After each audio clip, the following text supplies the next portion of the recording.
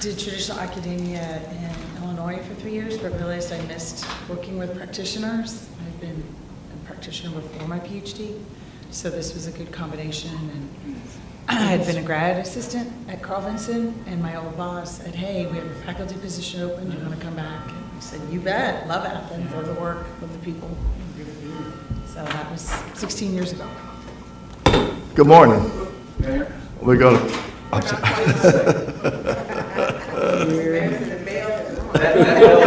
Yeah. Was off earlier than 9 o'clock. We only have one question. Why did you do it? Why did I do the study? This looks like you're on fire. Right. Thank you, Mayor, for the clock tower bell and radio. You're good now. We're gonna call our meeting, a work session meeting to order. We're gonna stand if you would. But first, please turn your cell phones off if you haven't one this morning. Oh, yeah, good idea.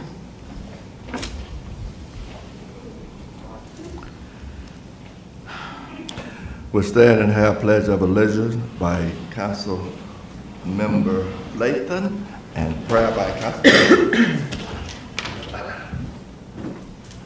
I pledge allegiance to the flag of the United States of America and to the republic for which it stands, one nation, under God, indivisible, with liberty and justice for all.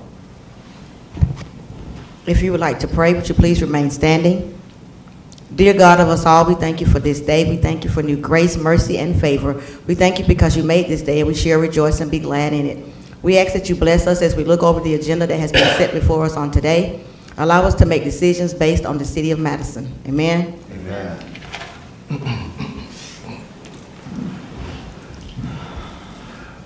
We have two things on our work session agenda this morning. The Carl Vinson Institute of Government Organization Study Review and the American Recovery Plan Proposed Project Overview. And Paula, thank you for being with us this morning, and we're going to turn it over to you.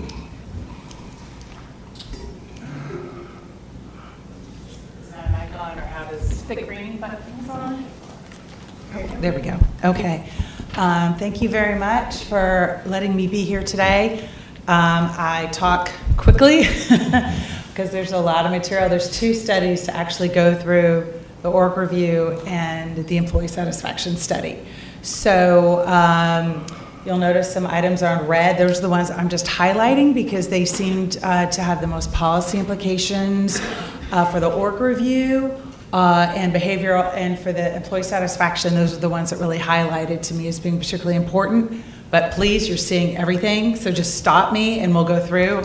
I'm here. I'm here for you today. So as long as we need to go, would be great. All right, I'll make sure I get this. Can you bring it up? It's not on the mayor's screen for some reason. All right. What's it showing? Just showing the Supreme Court. It's showing Rick look like. The Supreme Court. What? This is done. Looking here, it looks like. Sorry. Looks like that picture I saw on TV.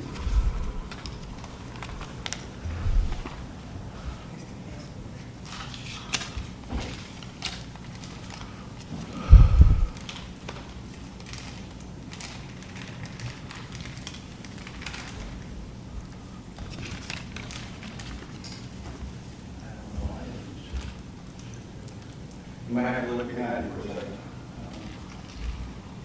Why that one's like.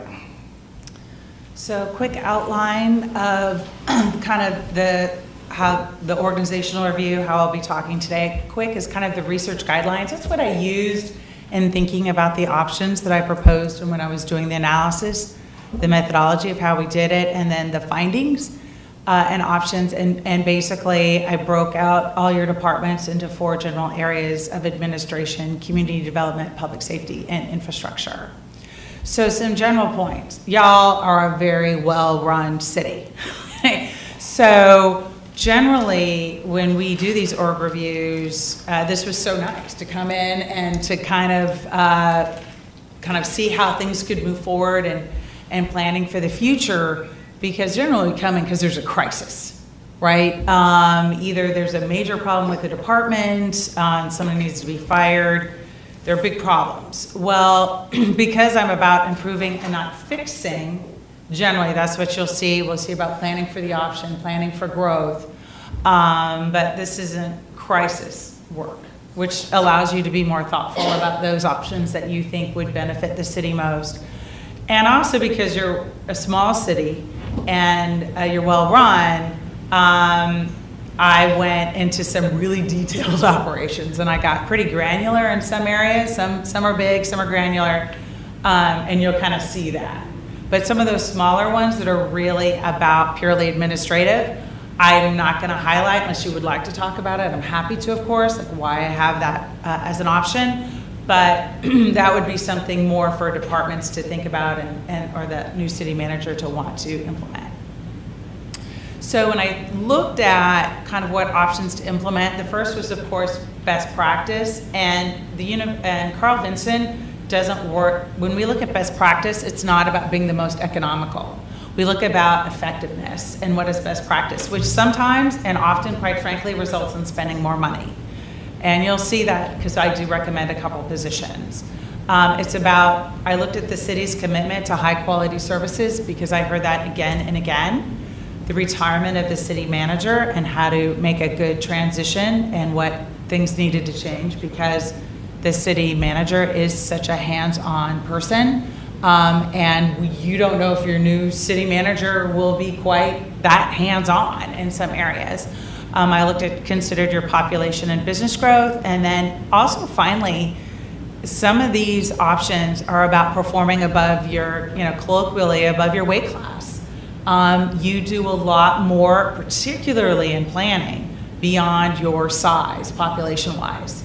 And so this was about what are some of these options are kind of what you would think a larger government would do if you feel you have the resources to do them. They're a best practice. So the methodology, we used a lot of document analysis. I looked at org charts and CAFRs and your budgets and personnel data. And then what you have online, your comp plans and those different things. I interviewed all the superintendents, all members of the city council last fall, the mayor, city clerk, so kind of interviewed a wide variety of people. I reviewed data from comparable cities, in particular the ones up there. And that I did mostly so I could look at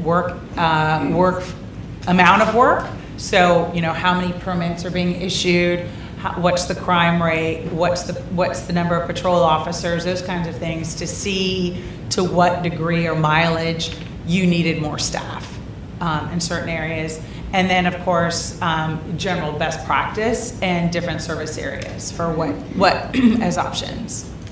So these are kind of in administration. These are the departments that you would typically see. I think I want to kind of point out within finance, Karen has a lot more than just finance, typical finance responsibilities, because she also does HR. And what also isn't listed there is she has the custodian under her. And then, of course, the information specialist and city clerk. So office of the city manager, there are two that I want to highlight. One is y'all may want to think about hiring a general administrative assistant for the city manager.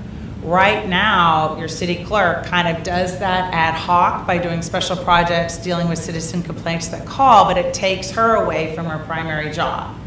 So I would see this person as taking citizen complaints, doing scheduling correspondence for the manager and probably for the mayor, special projects that need to be done, doing the cemetery tours. Right now, the city manager does cemetery sales. The new manager likely will not be doing that, right? So who's going to do it? This would be a person that makes sense to do it, and this person could also help the information specialist with the newsletter and some of these other kind of general issues. And then I also was kind of listening, and this is about responding. Thank you to your all. I apologize, my allergies, but my voice is gone. The weekly operations briefing, and this is, I know you have your work sessions but to the degree would help y'all to get a just kind of to-do list or kind of like weekly update in writing emails sent to you from the different departments. And then you can get that, and then at your work sessions or at your council meetings, that's when you follow up and you get the questions. But as a small town, I appreciate that sometimes it's hard. You get citizens coming up to you all the time that says, well, what about X? And you need to be able to have a basic idea of what's going on. So this wouldn't be anything fancy. They would just be kind of weekly summaries of what's going on in each department that the manager compiles and forwards to you. And it's not leader, but generally this is the final thing. It's not in red, but leadership training. You have a lot of your department heads have kind of come up through the ranks, and they're really effective. But as you grow and they manage more people, that general management training on discipline, budgeting, managing time, motivation, organizational skills, some of those I think could be helpful for your team. So within budgeting and accounting, the first, again, y'all get a very good budget. I was a budget analyst for the state of Nevada. It's a good budget, but what's online isn't particularly user-friendly for your citizens to understand how money is being spent. So when I talk about create a summary public budget, just a few pages, graphs that distribute, what are the percentages of revenue that are coming in, the percentages on a pie graph, how it's spent, some trend analysis on property tax collections over the last 5 years. A lot of that's in your budget. Just cut and paste it in a way that's easy for your citizens to read and understand. And the rest of these are really kind of very much internal issues that she would do. So if you have any questions, we can talk about them. Otherwise, I'll move on. So for cash management, right now you don't invest in the Georgia Fund 1. That is the state treasurer. It's a very strong, solid investment portfolio that will probably earn you a bit more money than you're doing now.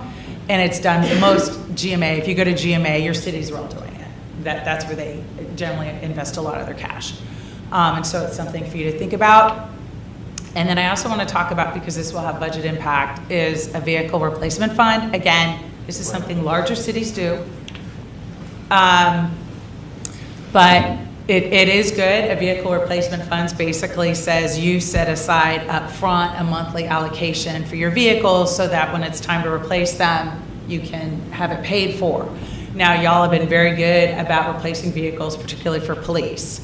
What makes it hard often to start a vehicle replacement fund, our cities are needing to buy needed vehicles now and then save, and they can't afford to do that.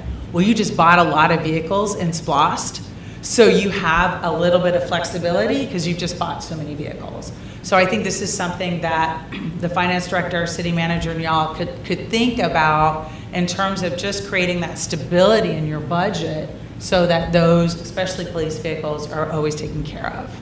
But you have been very good. You should be commended for a small city, your commitment to kind of police equipment and your vehicles and making sure that those are always in shape. A lot of smaller cities, you have officers driving with vehicles that are 200,000 miles and 10 years old, and that is not safe for them.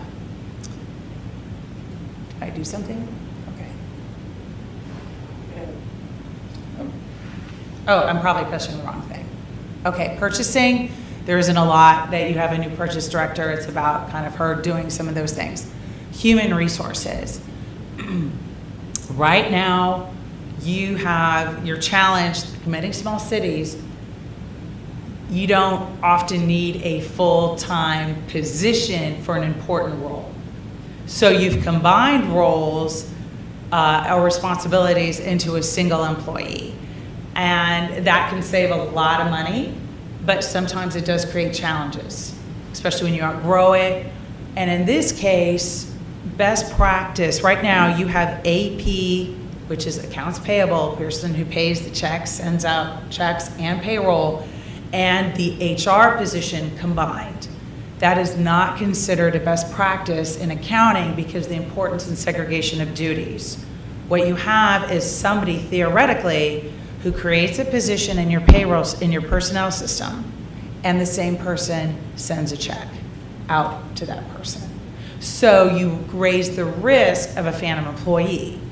Karen reviews every single payroll to mitigate that risk. Now, as your city grows, keeping track of every employee and every new employee will become more challenging. So basically, best practice would say, even though it's not the least expensive or economical option, to segregate those positions. Now, if you have an HR position, you could think about ways to kind of, I don't want to say fill their day, but enhance that HR service that you have for employees, like providing wellness, providing real counseling on some of the retirement. I did interview one of the employees through the employee satisfaction study who didn't realize you had a supplemental defined contribution plan for retirement. And he's been that person, sorry, I shouldn't have said, I'm trying to use non-gendered pronouns for that. That individual has been with the city for several years. So just some more counseling that could go on, that they may be as a kind of first person to talk to as an ombudsman or concerns they have. So there, you know, and even maybe a community wellness plan, having that person in terms of thinking about a position if you can't find a part-time HR.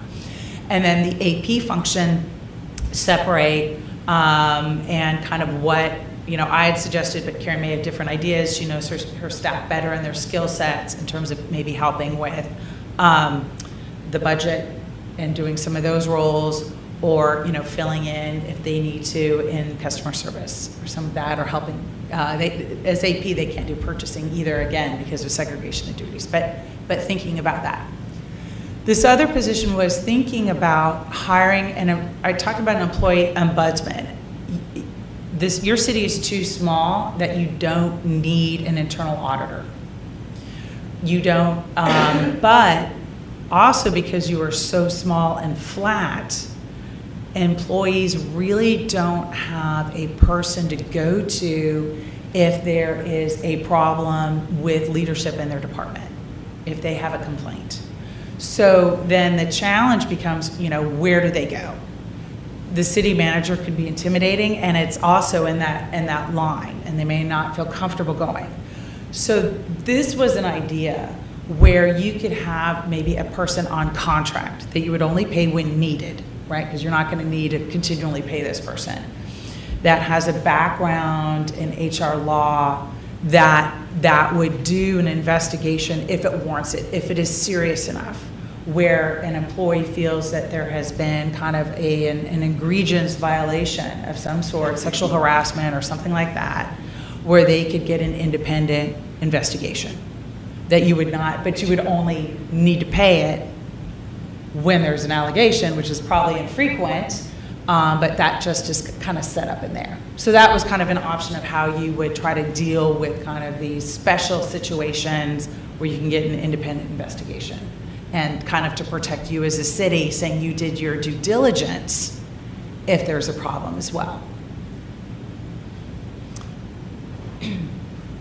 And so the information specialists, some of these things, basically, Ken has done a great job building the foundation for the information specialist. It's 30% of his time.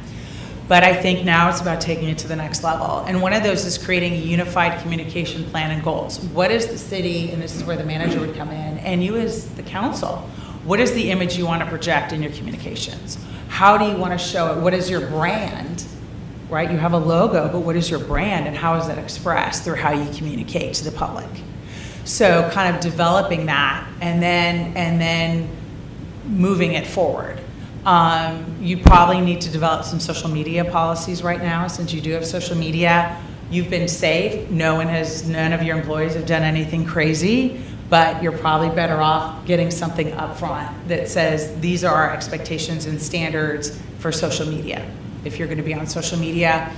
And then again, because your information specialist is a planner by training, his profession, he might benefit from doing some of that higher level training that he could get as a PIO. You don't need a full-time PIO. I think what you're doing now in that break is great. It's wonderful you have someone who is that diverse in their thinking that they can be a planner and do communications, but it seems reasonable that he would need that training to take him to that next level.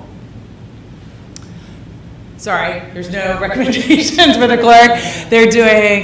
She's doing a great job. I think, if anything, if you can get that kind of administrative assistant, that will give her the time she needs as business licenses grow and getting everything she needs done. Community development, again, very small, very well-run area. Main things I want to talk about are in Main Street. You have a new Main Street coordinator who has a lot of great ideas, and kind of they make sense for what you're trying to do. This one I'm really going to take from Councilmember Ed. I stole it. I'm going to give him credit. You have historically relied on kind of your wonderful historic buildings as part of your tourism, but you also do need to grow that. You can't just rely on one thing. And this is an idea he came up with. Morgan County does a lot of tournaments, right? Why not coordinate with Morgan County's recreation department to see how you can kind of, hey, come for the tournament, stay for downtown and shopping, spend the night. Like, how can you kind of co-market Madison and Morgan County? And then I know a goal is to try to kind of increase the nightlife a little bit. Maybe not everyone wants that, but it does help with sales taxes and business and restaurants. So on a trial basis, you might want to look at the interest in businesses staying open late on a Friday or Saturday night, just till 8 o'clock, just to bring in shopping, right? So just another activity for people to do after dinner, especially until you can get more music venues and some of those other amenities going. Public safety, police. If I was to pick one issue that's probably the most pressing, I would say looking at the overtime of the police department and figuring that out. Right now, when you look at the number of officers, you have kind of just enough to fill the shifts. They don't have a lot of calls because you're a low crime community overall, but they're filled up. So if someone's out sick or there's an issue, you're looking at overtime. You also are very flat in the police department, so there's not a lot of growth. There's the chief, the assistant chief, and officially a sergeant, but this sergeant who's supposedly running patrol, managing patrol, is a full-time patrol officer. So if he's trying to help onboard a new officer and he's on night shift, it creates a problem because he's working nights. So one option would be to make the sergeant kind of officially off a full-time patrol status, where he would then kind of manage the division, work on a little data analysis. You don't have a ton of crime, so I'm not going to pretend that would be horrible, but there's a technology initiative he could help with finalizing policies, and there's another issue he could also take over the evidence room. I'll go into that a little bit. And none of that still would require a full-time. And I've talked to him about it. He says that. He agrees. He could manage and fill in overtime during the day shift. So if he does something like 410s, somebody's out sick, he takes that patrol shift, and you're only looking at 2 hours of overtime for a 12-hour shift. So, and he thinks he could manage that. So if he could do half his time is really filling in overtime, I'm an officer, I can plan my life. I'm not going to be called in for overtime during the day shift. And police rotate between day and night shifts every 4 months. So everybody would get that benefit of life knowing I'm not going to be stuck doing a lot of overtime while I'm on my day shift. I think it's just an idea that needs to be fleshed out more, but something to think about. The cost, you're having to fill his position, right? Because he was full-time, he was a full-time patrol, so you are having to fill that with another officer. It will be partially offset by not paying overtime for those when somebody comes in. So, and that kind of would help address some of that predictability in overtime, because right now officers can go from a night, if they're working nights, they could be called in to do a daytime overtime shift, which is really physically hard on them. So that predictability, if you're doing nights, try to keep overtime to nights. If you're doing days, keep overtime to days, regardless. Like it's not safe for the officers to have to keep switching like that. The chief has recently hired a certified instructor. This was last fall. I think that's wonderful, and he wants to offer in-house training, which is great. It will save you money. But again, you need something. If they're in-house, you don't have enough kind of lax in your number of officers. If somebody goes into training, it's overtime for somebody else. So kind of working with that as well. For CID, not a lot of effort is put into investigating property crimes. That varies. It's a culture of different departments, but you're a small city, and I think your citizens would appreciate knowing that there is every crime gets investigated and not just a report is filled out. I would also say right now, the evidence room is under CID, which is typical, but in those situations for larger departments, there is a civilian or one officer who is fully responsible for the evidence room, right? Right now, you have an investigating officer who's also responsible for evidence, which creates a conflict of interest. So that's why I think that position needs to probably go under the sergeant in terms of kind of overseeing evidence and taking responsibility for it. I mean, in terms of the audit, that's done properly, the annual audit, that's done by the assistant chief, and that's appropriate. But that's kind of the one issue I noticed.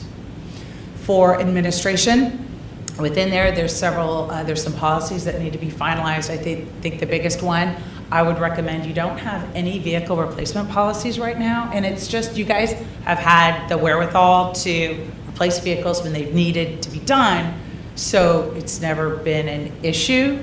But best practice would say you decide, 5 years, 100,000 miles, we replace vehicles, where it's kind of a formal policy and kind of forces the issue. And then your police department is not representative in terms of the demographics of your city as a whole. It is very hard to hire minority officers and female officers. You only have one female officer.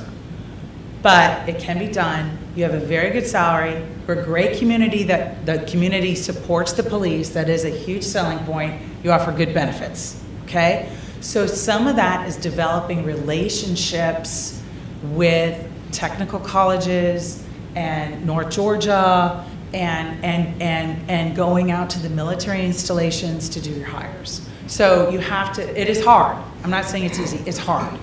But to what, can you put a little more effort into it? Like going beyond, we did you're gonna have to seek out women and minorities, but it can be done.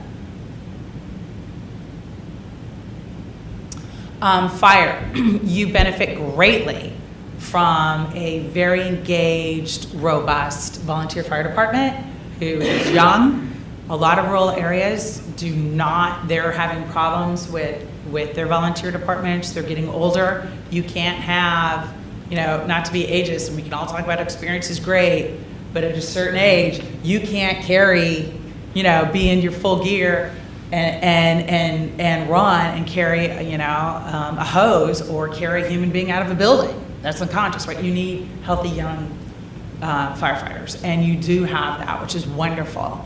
So a lot of these things are really like risk analysis. That's taking you to a whole nother level. That's what big cities do, where they do formal risk analysis of kind of the buildings and for fire. One thing I think this is a longer term issue for you to consider is your engineer positions. Volunteers right now will go to the station, get the apparatus, and then drive to the fire. The response time is about 5.5 minutes from the first person who arrives, which is very good for volunteers. You benefit from having low traffic, like traffic. A career firefighter group would probably be 4 minutes, okay? And that difference can lead between saving a structure and containment of spreading fire. Right now, you might want to plan or think about when you should professionally staff the engineer position, because that way, once there's a call, the engineer goes directly to the fire, and the volunteer isn't driving and then going to the apparatus and driving to the fire, where they can go directly, and then volunteers meet there. It's an expense. It is an expense for a critical service that is infrequent, but you need to have it when you have it, right? When you need it, you need it, right? I did talk to the fire marshal about this suggestion, and he said he didn't see a need for a full-time, because you're looking at 3 people for one 24-hour shift. For one, that right now, what he saw was maybe seeing the need to use part-time career firefighters who are off and hiring them to kind of fill that role. So something to think about and plan for. Public Works. It's your largest department, and your superintendent directly manages 12 people, plus manages the department as a whole, right? The only division that has a supervisor is landscaping. So the superintendent is just spread in so many different directions on a day. So it may be time to hire another supervisor and assistant superintendent.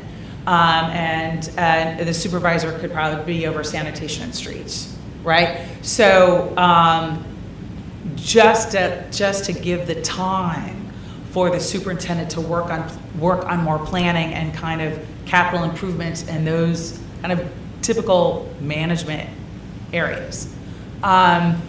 Again, a replacement policy would be good for the vehicles. Again, it wouldn't need to be as intense or as strict as you would have for police, right? You can have the replacement policy be 8 years for a vehicle. It doesn't need to be 5, but something there.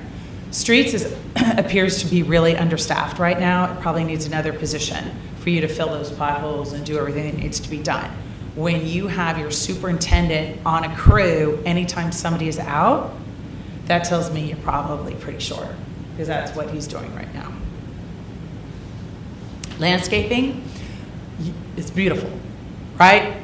You have a beautiful city, but you're also adding several acres of green space over the next years. When I looked at your budget, I saw all this green space being planned for and added. So you probably need to plan for your additional staff and how you're going to build that into your budget for maintaining that additional green space. Sanitation, and again, this is something you might have for kind of you'd see would be standard in a larger community, but it is about promoting equity. Right now, there isn't kind of a standardized plan. If there's a major storm and trees go down, you get lots of trees, who gets served first, right? And so creating a plan, and again, this is something that the superintendent, if he had more time, he could work on, right? Would be, okay, we're gonna prioritize, road cleanup based on safety, traffic flow and these other things, and then the community knows it. And then after a major plan, they do a quick drive-through and they assess what the needs are, and then they can express to the community, this is how cleanup's gonna happen when trees are down and who gets what. So it's a bit more objective, whereas safety is always first, right? And then moving traffic, and then you move down. So it's not a squeaky wheel gets the cleanup. Another issue is, as you're starting to get more multi-unit housing, it's lovely, you provide a high quality service with your sanitation, you do backyard dumpsters, and even in multi-unit housing, you have individual pickup, individual canisters. That's not practical in multi-unit housing. So creating a policy that just kind of says, once a multi-unit reaches so many, they're so large, however you decide that, we're moving to a dumpster. You just have to. These guys can't be picking up for when you're looking at 20, 30 unit housing like that. Okay, and then that's a small thing. Utilities, again, really well run. You guys, that your integrated distribution where you build out water and natural gas with the same staff, it's very efficient, makes good use of their time, there's no downtime. I would say ultimately, you've just redone your water plant, so that's in good shape. But you don't want to fall into the problem that you rely on growth to fund your utilities, which is what happens to a lot of people. So can you developing a long-term infrastructure replacement plan? Again, this is about the future and planning, but how are you going to maintain those gas lines? And what's your long-term plan for these old pipes that are in downtown, right? How are you going to fund it over the long term and replace it?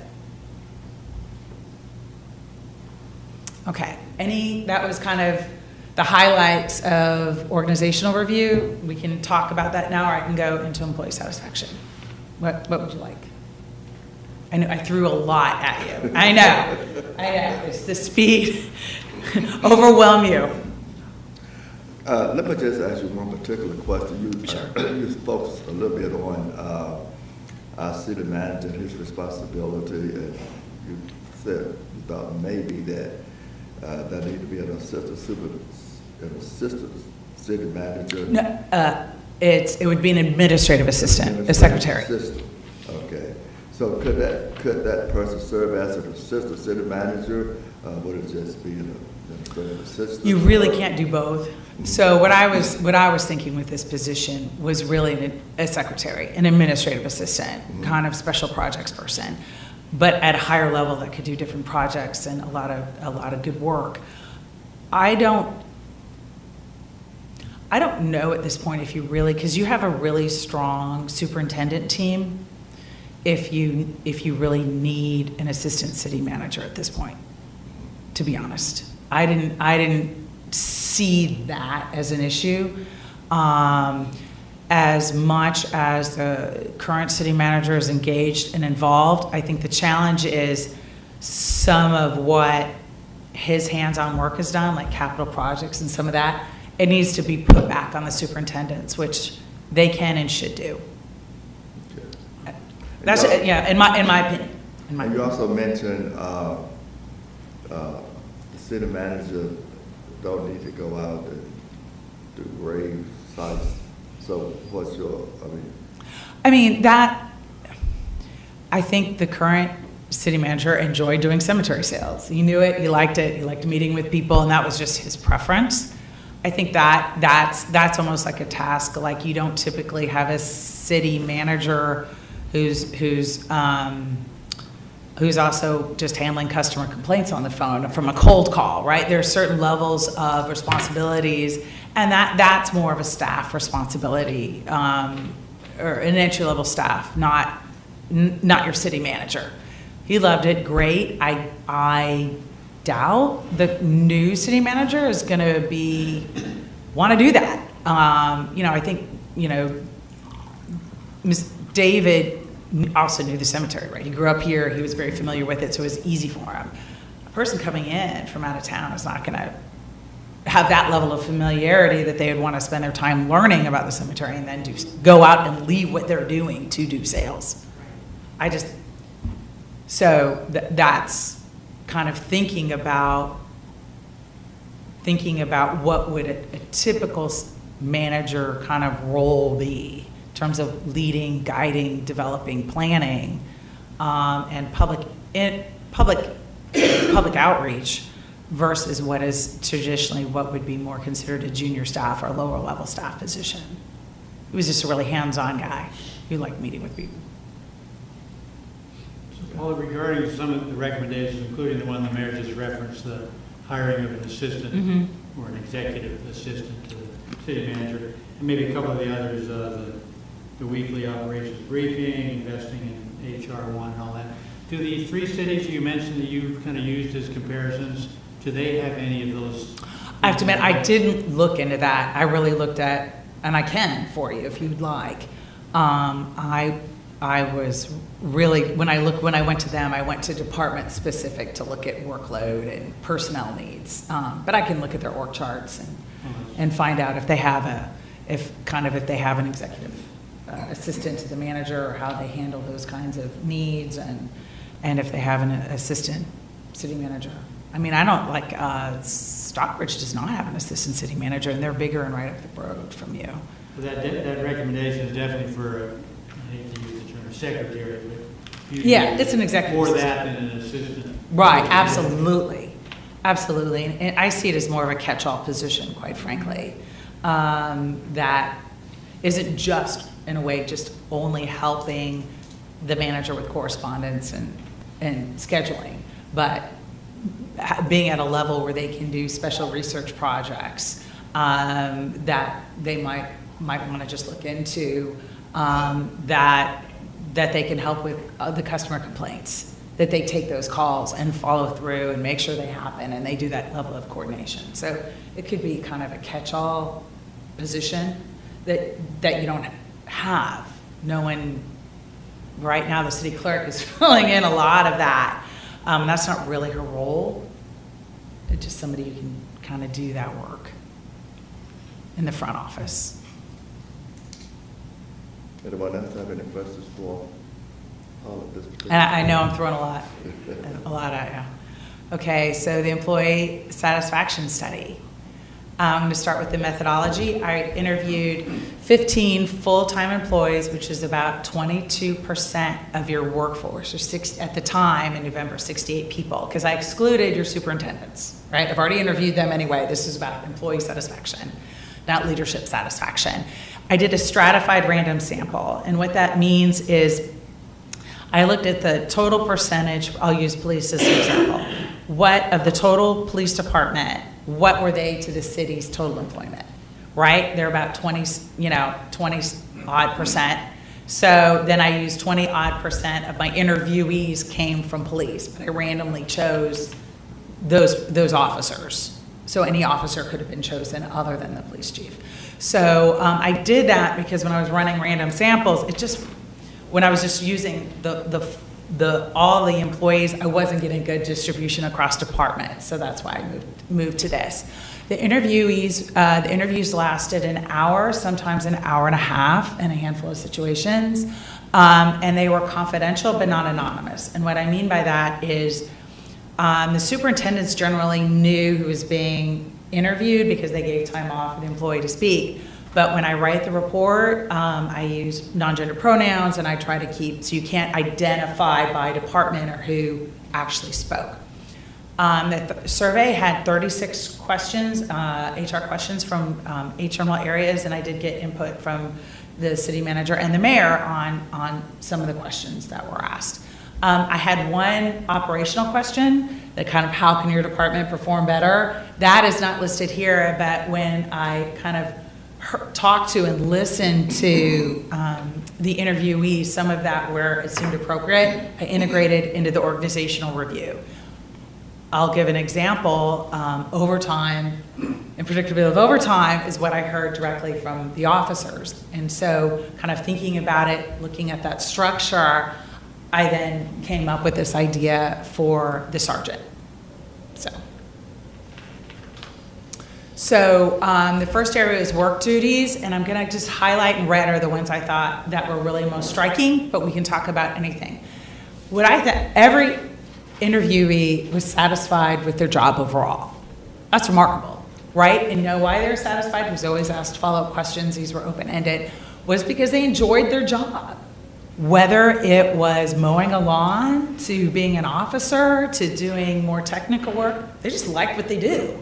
And some other comments that came up was they like working for the city of Madison overall. They like their supervisor, their coworkers. They like their work environment, whether it be given independence or being relaxed. And they thought overall the compensation was decent or fair.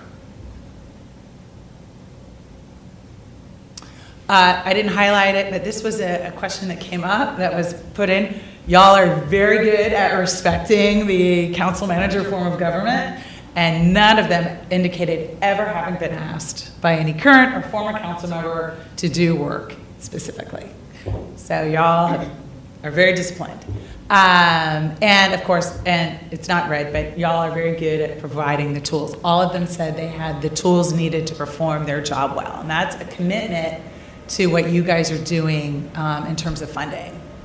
So kind of my overall analysis of some of these sections, the highlights is your superintendents are doing an effective job at hiring the right people, the people who actually want to do the work that they're being paid to do, right? Which is critical.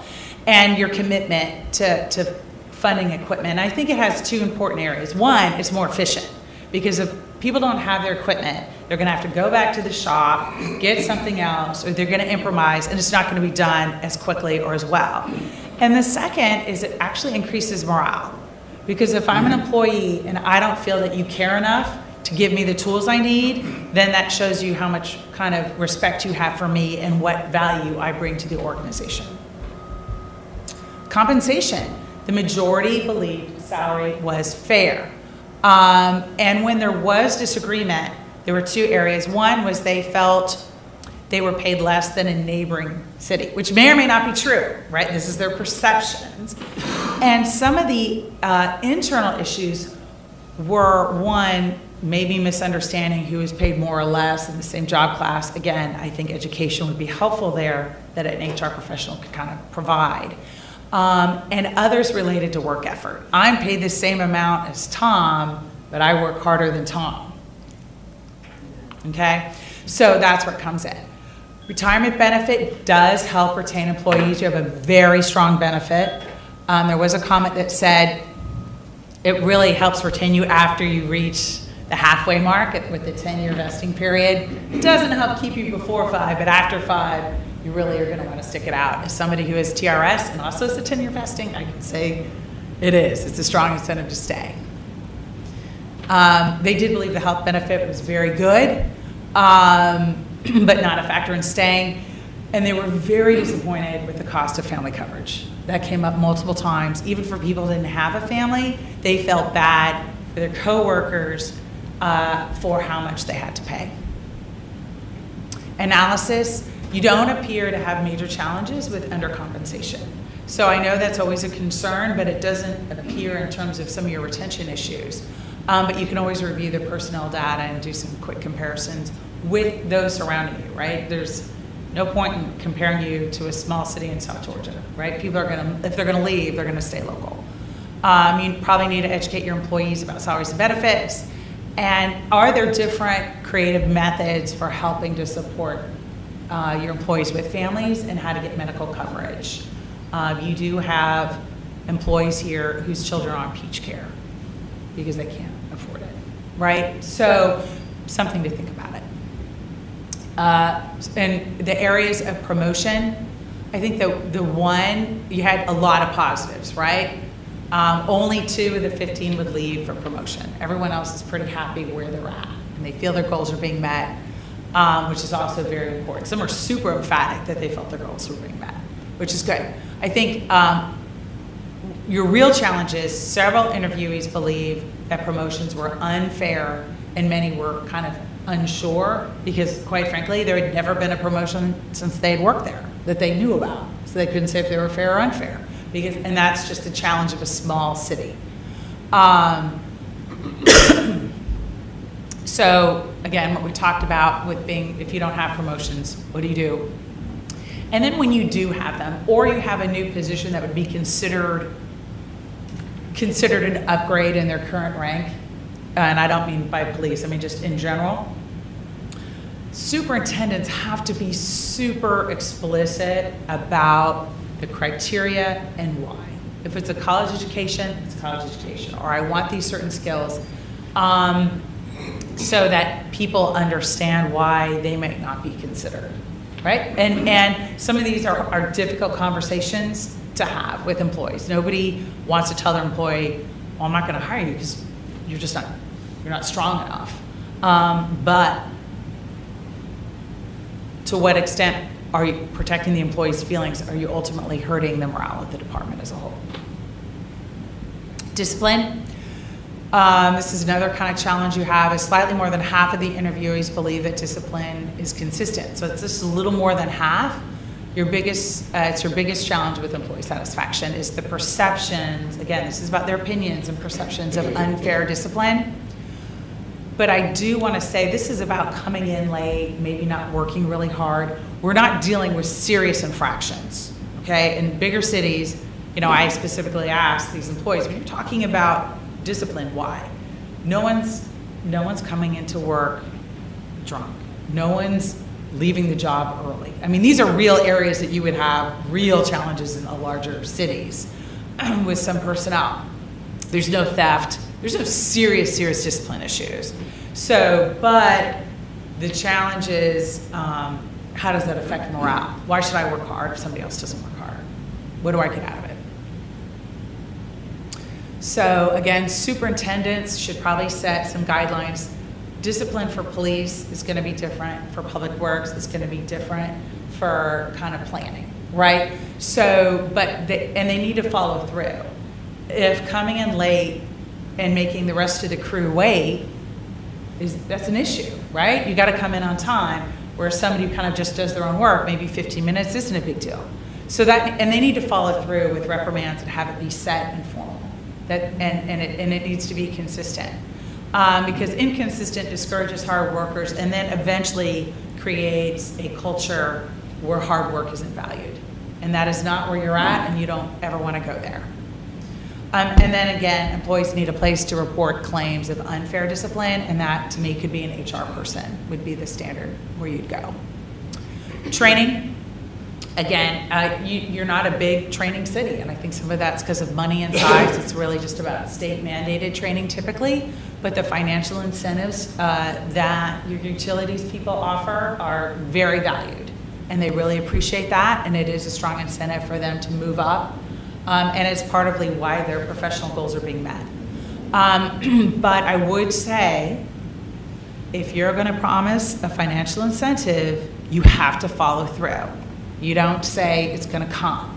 If you're making an employee sign a contract that says, if I give you a driver's license, commercial driver's license, you have to work for the city for 3 years, I think that contract should also have something that commits the city to say within 30 days of successful completion of the license, you get your raise. Right? That doesn't happen 100% of the time. So that's something, as leadership for you to think about. And then I think a really positive is when asked, do you feel you can handle difficult situations with the public? Obviously police can, right? That's what they're trained for. Every other interviewee said they felt they could. And they said overall it's rare, but they were very understanding. If somebody's upset, it's usually legitimate. And typically how they manage is saying, oh, you need to call this person. But they also describe their own instances where they've kind of moved a sign or a dead animal out of the road or tried to step up. So this culture of needing to step up to solve a problem in customer service is very strong. And I kind of talked about kind of developing a plan for training goals. Not everybody needs tons of training, but kind of so then thinking about as a department, where do you want to go, what training you need, and then working with individual employees so that they can have that. Several of the departments just have on-the-job training. If a lot of the landscapers, and they don't need formal training, it's on the job. Same with utilities, they do that well. The people felt competent and they could do their job. And then if training is being denied, maybe their employee does have a request that they don't need, that needs to be fully explained, and you don't say no, right? That's disrespectful to the employee. Communication. All but one, which is very good, felt safe with talking with the superintendent about overall work problems. If there's a challenge, maybe not an HR problem, but an overall work problem, they felt safe, which is really good. And they all said that their supervisor listens and respects their opinions and ideas. And I think that's important, that these employees, when they had an idea, several of them, if they said, my idea wasn't accepted, but I was okay with that, I understood it. So it's not like they have this expectation that my idea is going to be implemented. They're reasonable, they're adults, they're reasonable about it. But they did feel that they were respected, which is huge. Again, overall employees feel comfortable talking, which is very important. There is a little bit, I think improvements can be made, again, this is with training, on feedback. So why did you like my idea? You listened, I felt listened, but when you rejected it, can you tell me why? I mean, it's courtesy. And then positive communication, of course, as we all know, is critical to effective management. Culture. Respondents generally had positive attitudes toward the culture of their department themselves. They mostly focus, a lot of them struggled with the idea of culture as a term. It's kind of an org academic term. But They focused on, like, they liked their employees, they liked their coworkers, they felt people generally got along, they felt a lot of them liked the informal atmosphere of a lot of the departments, and they felt their coworkers, everyone was hardworking. Those were the positives. Some of the negatives that you've heard before, not everyone works hard, some unfair work assignments, and gossip. And in a small city, you tell me how to eliminate gossip, I'll give you $1 million, right? So you take some of these with, like, you're right, but that's, yeah. All right. So employees spoke positively, and this, I am going to spend a little bit more time in the analysis about the city's overall culture. They had talked about the city of Madison being friendly, that there's expectations that employees work hard and that they're efficient. That for y'all, the city leadership cares about employees and you're family friendly. On a personal note, I think it's awesome that you guys give a day off on the employee's birthday week. That's great. It's just a nice little thing. Now, does it probably even out with everybody other cities? Yes, but just that kind of touch that you're special. And that they believed overall employees were honest. Four respondents really just didn't know how to answer the question at all, though. And that I'm going to get into later. They all stated that they try to address service-related problems regardless of whether or not it's part of their official duties. Again, it's about stepping up, high quality of service. They said, all of them said that overall they felt that their superintendent was supportive of employees, critical, and nearly every employee said they were empowered to solve work problems at work. Again, this is really important. Generally minor problems, but it's that I respect you, you know what you're doing, you can solve the problem. You don't need to contact me. The only one that didn't feel empowered, the nature of the job did not require them to have problem solving, and I think it was a good part of the manager to knowing this person's capacities to want them to check in if there was a problem and to seek help. It was actually a smart management decision. Again, with culture, generally superintendents respect personal time. Of course, there are some, like utilities and things, where people are on call. Employees knew that, respected it. Several employees said, I've told my superintendent, hey, if you have a problem, give me a call, I'll fix it, right? Again, just that support of the community. There was one department where that seemed less successful in terms of respecting personal time, so perhaps there's a need to review overtime and work schedules, right? So that isn't a problem. And again, employees being, superintendents were open to change. Not only about half, for some, that answer was because they hadn't seen change. They felt their department was so stable and things were running so smoothly that there hadn't been a need to change. Now, from a leadership perspective, that may or may not be good. Doing things because you've always done it that way may or may not be great. But from an employee perspective, they thought things were just going along well. So not need for bigger change. But overall, superintendents appear to have very positive relationships, interpersonal relationship with their employees. I also want to talk about citywide culture, mostly because the employees had so much trouble defining it and understanding what it was. So cultures exist, and you as a city, not just departments, you're all a group of individuals toward a common goal, have a culture. Whether you have articulated and discussed it or not, you have one. To develop a culture that you want takes a lot of effort to develop and as much effort to maintain. It is a constant thing you have to focus on. And you have to have buy-in. If you come in and you thought, what are our values? How are we going to articulate them? All of you buy into it. Your superintendents have to buy into it. And if they don't buy into it, maybe they need to leave. And your employees need to buy into it. And if they can't buy into it, maybe they need to leave. I mean, so thinking about what is your culture may be something for y'all to debate or evaluate whether or not you want to kind of make that a focus of your group in the future. I will say this, the values, when I kind of was able to press people about, if you think about Madison, what do you think about as an employee? What do you think about? They thought about friendliness. They thought about providing high-quality services. They thought about employee problem solving, which kind of leads to what we've heard before, and that leadership support employees. These are fantastic values, right? These are great values for a city to have. Now, if these are what you want to keep, fantastic. How do you maintain them? Create a plan for how you're going to work with superintendents to make sure this stays and you don't lose that culture. If you want something else or to add to it, you're going to need to figure that out, articulate it, work on it. And I got that not just from kind of that answer, but also looking at every answer that they gave when they talked or described things. And these are some general kind of final questions, roundup questions. The interviewees, again, it's kind of like at the beginning, kind of the bookend. You know, why do you like working for Madison? What do you like best? Versus job satisfaction. They like their work responsibilities, their work environment, their fellow employees. They like the stability. A lot of these guys, right, having that stability of a regular job is important to them. And I get that. And they also just like the city of Madison, the community, and they like the community support. What they like least was pay, promotion, and the cost of family health insurance. I will say this, 1/3 of your respondents couldn't think of a negative thing to say. They're that happy.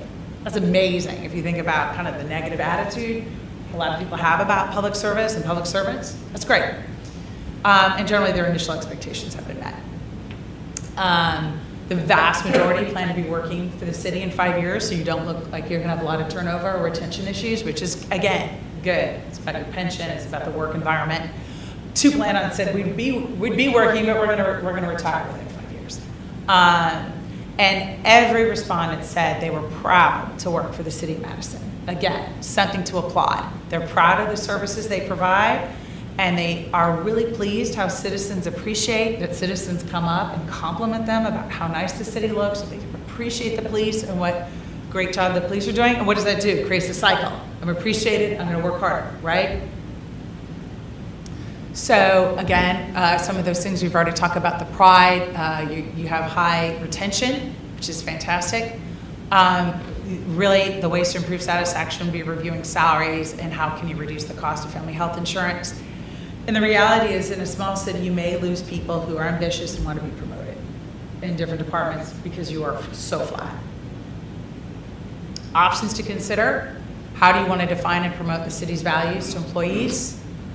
Create goals within departments for employee training, communicate promotions processes and criteria a bit more effectively to employees, meet all financial commitments to employees associated with certificates and licenses, strive for consistency and discipline. Again, a lot of these are just going back to the superintendent training. I put as an option, and then provide feedback to employees. Again, these are really minor things. You're not dealing with major scope crises, right?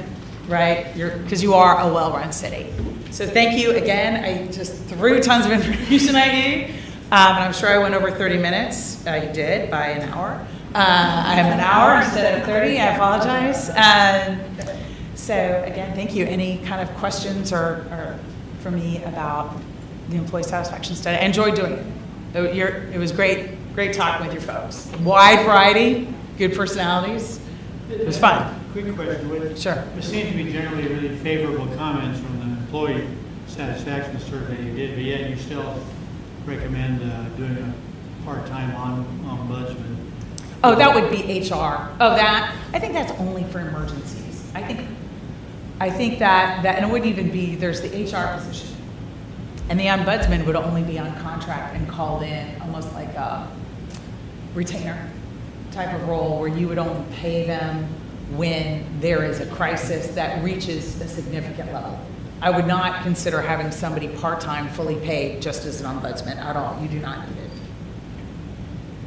it. Yes, sir. I agree with your recommendations. Turn your mic on, man. Sorry. It's not on. Now can you hear me? I agree with my experience in the corporate world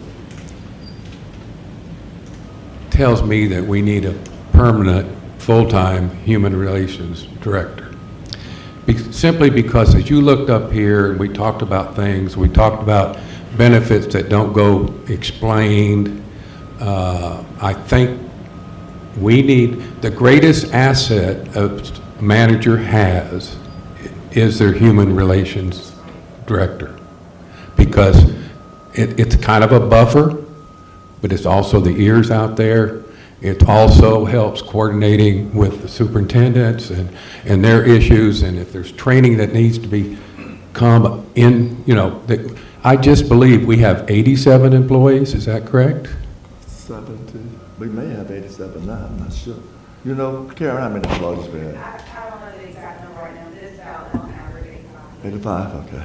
So, when you start getting that many employees, yes, we're a small city, but one of the best benefits I think that we can, Mr. Mayor, give our employees in the city is a permanent, full-time human relations manager that's here, that can help us as we go forward. My experience is when you get somebody on retainer, they have no idea who the employees are. And they don't have that relationship, they don't understand it. I just feel like that's my recommendation. Well, so I want to apologize for any confusion. I think there's the one issue where you need an HR person, right? That is separated from AP, that's here, that's a city employee. What I was thinking with this, and that could handle some general kind of questions or complaints about unfair discipline and be that first route and do training and be an HR person. So I agree with you. I was thinking of an additional person to handle when you are serious enough to avoid a lawsuit that you need an independent investigator. That's what I'm. I that's agree. what I'm I talking. agree with that because That's what I meant. That's what Yeah. I meant by those two issues. So, HR professional, yes, for everyday issues, everyday grievances that they can work out. But when you're looking at a very serious claim that would be beyond an HR person, and you want that independence, so that if it goes to something bigger, like a suit, you can say you did your due diligence. Then you can say you did an independent investigation that was not clouded by friendships or anything else that could come up. Yeah. So that's the I role agree of with the that. That- ombudsman. Yeah. That's what I meant by that. Okay. So, yeah. And I'm familiar with that also. Okay. I have a daughter that does that. Okay. I totally agree. Can I, Mr. Mayor? You were talking about promising employees a certain financial and not getting it for an amount of time.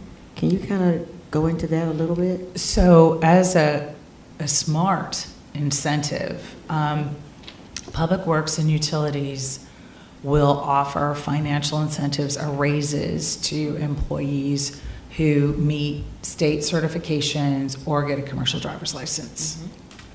In the case of the commercial driver's license, they are guaranteed, they have to commit to working for the city for 3 years because the city is paying for the training.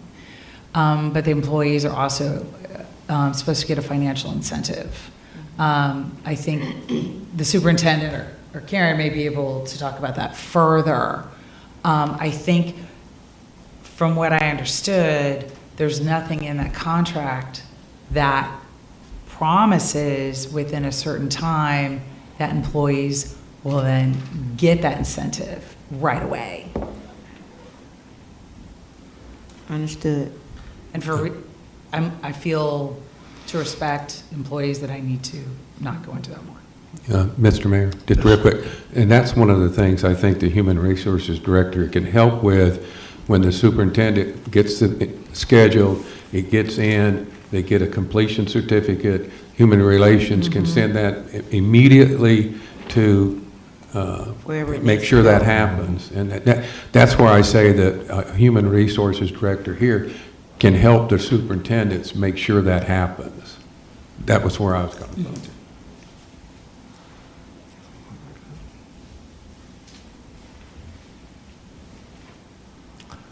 No more questions? Paula, thank you so much. Thank you. I enjoyed learning about your city. I enjoyed meeting your employees. It was a great project for me. I appreciate the opportunity. Thank you. And we would say Thank you. thank you, even if it's negative. Thank you very much. I agree, Mr. Mayor. And I'd love a copy of that. I mean, I was able to take notes, but honestly, I feel like, just kind of for reference to make sure that we actually use this document as sort of a, You haven't been on session, on I haven't, council. okay.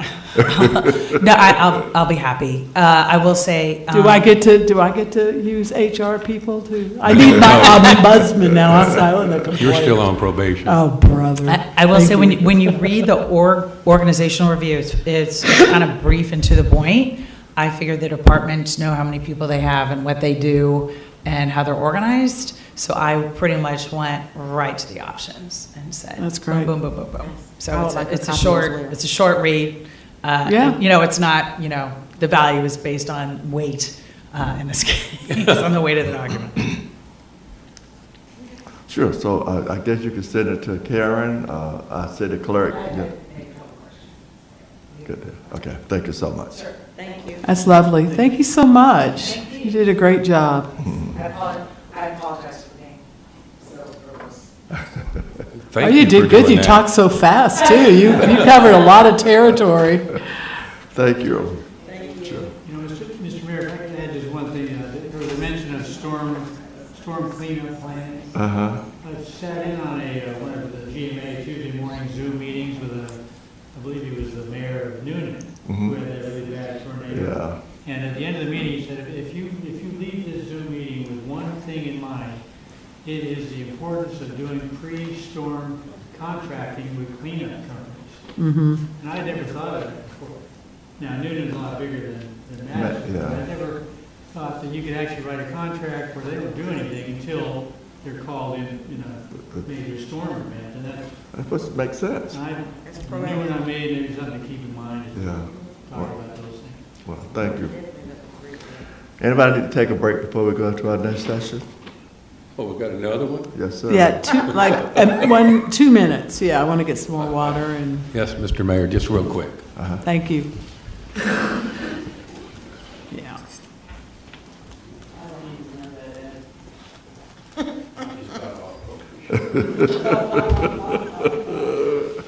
Need to get back on probation.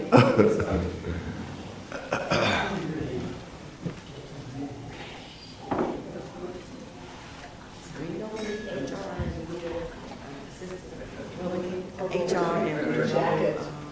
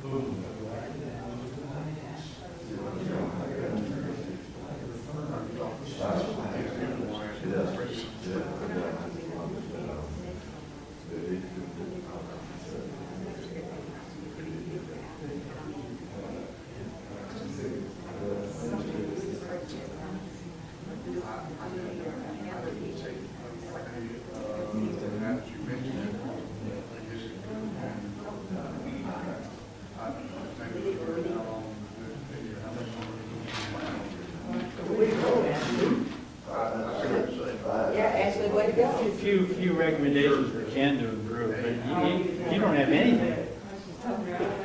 City clerk rocks, big nothing. What's up with that? I guess that payment we gave to Something was. No, I was saying. Hey, Chief. Morning, how you doing? I wanted to talk, but I knew Not your turn. I knew you did. That's why we put you in the back row that's why you didn't invite me. and hid the mic. Well, that too. You're always welcome, you It was know. good, I wonder what department was complaining about overtime. I Figured that. hired some more people, and Yeah, I got you. the last person we tried to hire was a female. She doesn't know, but she failed the polygraph. I knew you'd have a few responses. It is.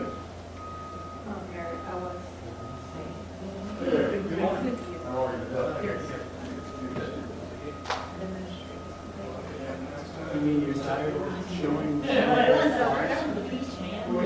I guess it is south. To me, South Georgia is where I'm from, southwest of High. No, I did. My sister came over from the days, and it was not, and thank you for the offer of the bar. Yeah. Ended up being back. Well, yeah, plus that fits right in with historic preservation and the cemetery. And by the time I'm glad you volunteered. no problem. Well, 30% of your, I mean, is that enough time? 30% of your week to do your information on what Yes, you're so doing? Ken ended up walk around town for a minute. It depends on what the city wants. I mean, you certainly could expand our information. It would take more time. So if I had, Spread thin, I was supposed to know. But the executive assistant, I think, It didn't work out, we should. I guess I mean, I like what I do. Responsibilities, it's just sometimes there's just not enough. Especially during busy season. when I see documents that David Nunn sends, letters to or whatever, does he write those? He writes them very well. Right, records. I always, I write anything. Make it prettier. By the way, there's only one role. Oh. Terrible stuff. So when I paid for your hotel room, I saw this great tree house on Airbnb up in the mountains. And that would be my first choice, and I was choosing where I was. I think they're big, but too much Rocky Beach, we did Rocky Beaches. But I filmed a little Did you bit of ever, her doing that before my mom. you ever? Like, I'm year proof. I'm a little bit more tired. I've been out there. I've learned how to do this.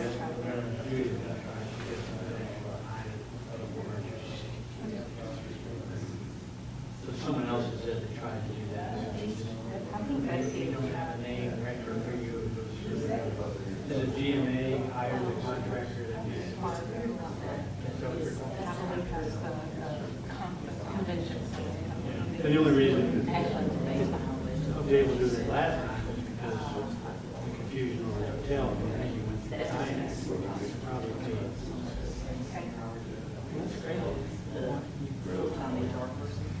That's great. Put together great one, great. We kayak was the same. That when I wrote that. Or like a couple things. Yeah, I'll let you know Or it if could we have get been it. just slightly $10 more. Did you ever get the money that you guys got from the sheriff?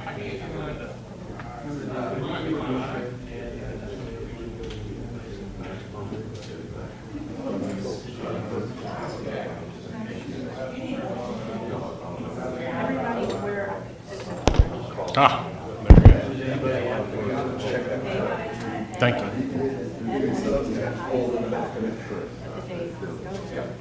That's what I was saying. Richard, got something to say on today? Yes, sir. Me too. Not cooking, I got to work. Maybe, are we gonna talk about this art money, or maybe we need to, Oh, I'm fine, I mean, we're here. I think it was Just an overview. but like I was telling, yeah, I think, was on the list of how to take the money should be spent. But, really, my personal thought, I thought it should be something that should be discussed. That's a starting point, yeah. Okay, is everybody?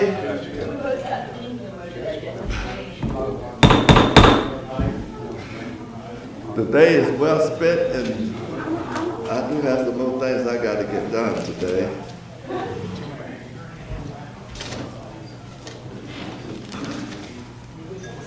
I vote yes. Good heavens, what could have been?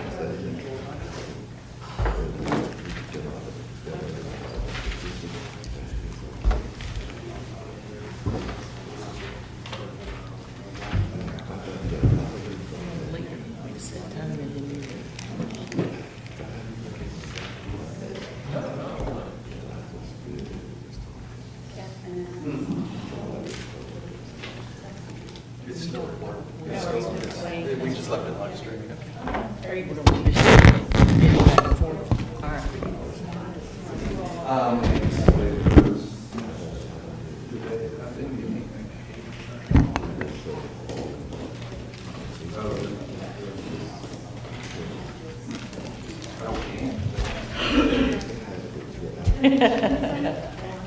the way that goes. I think we're waiting on Karen.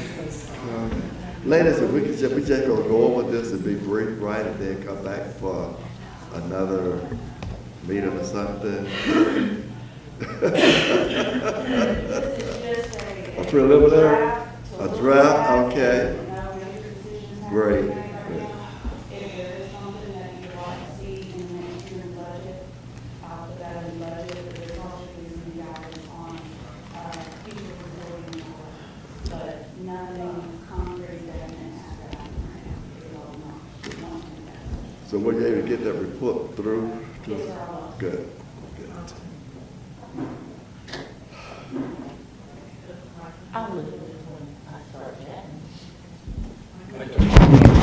Yes, Ashley, I will lift it.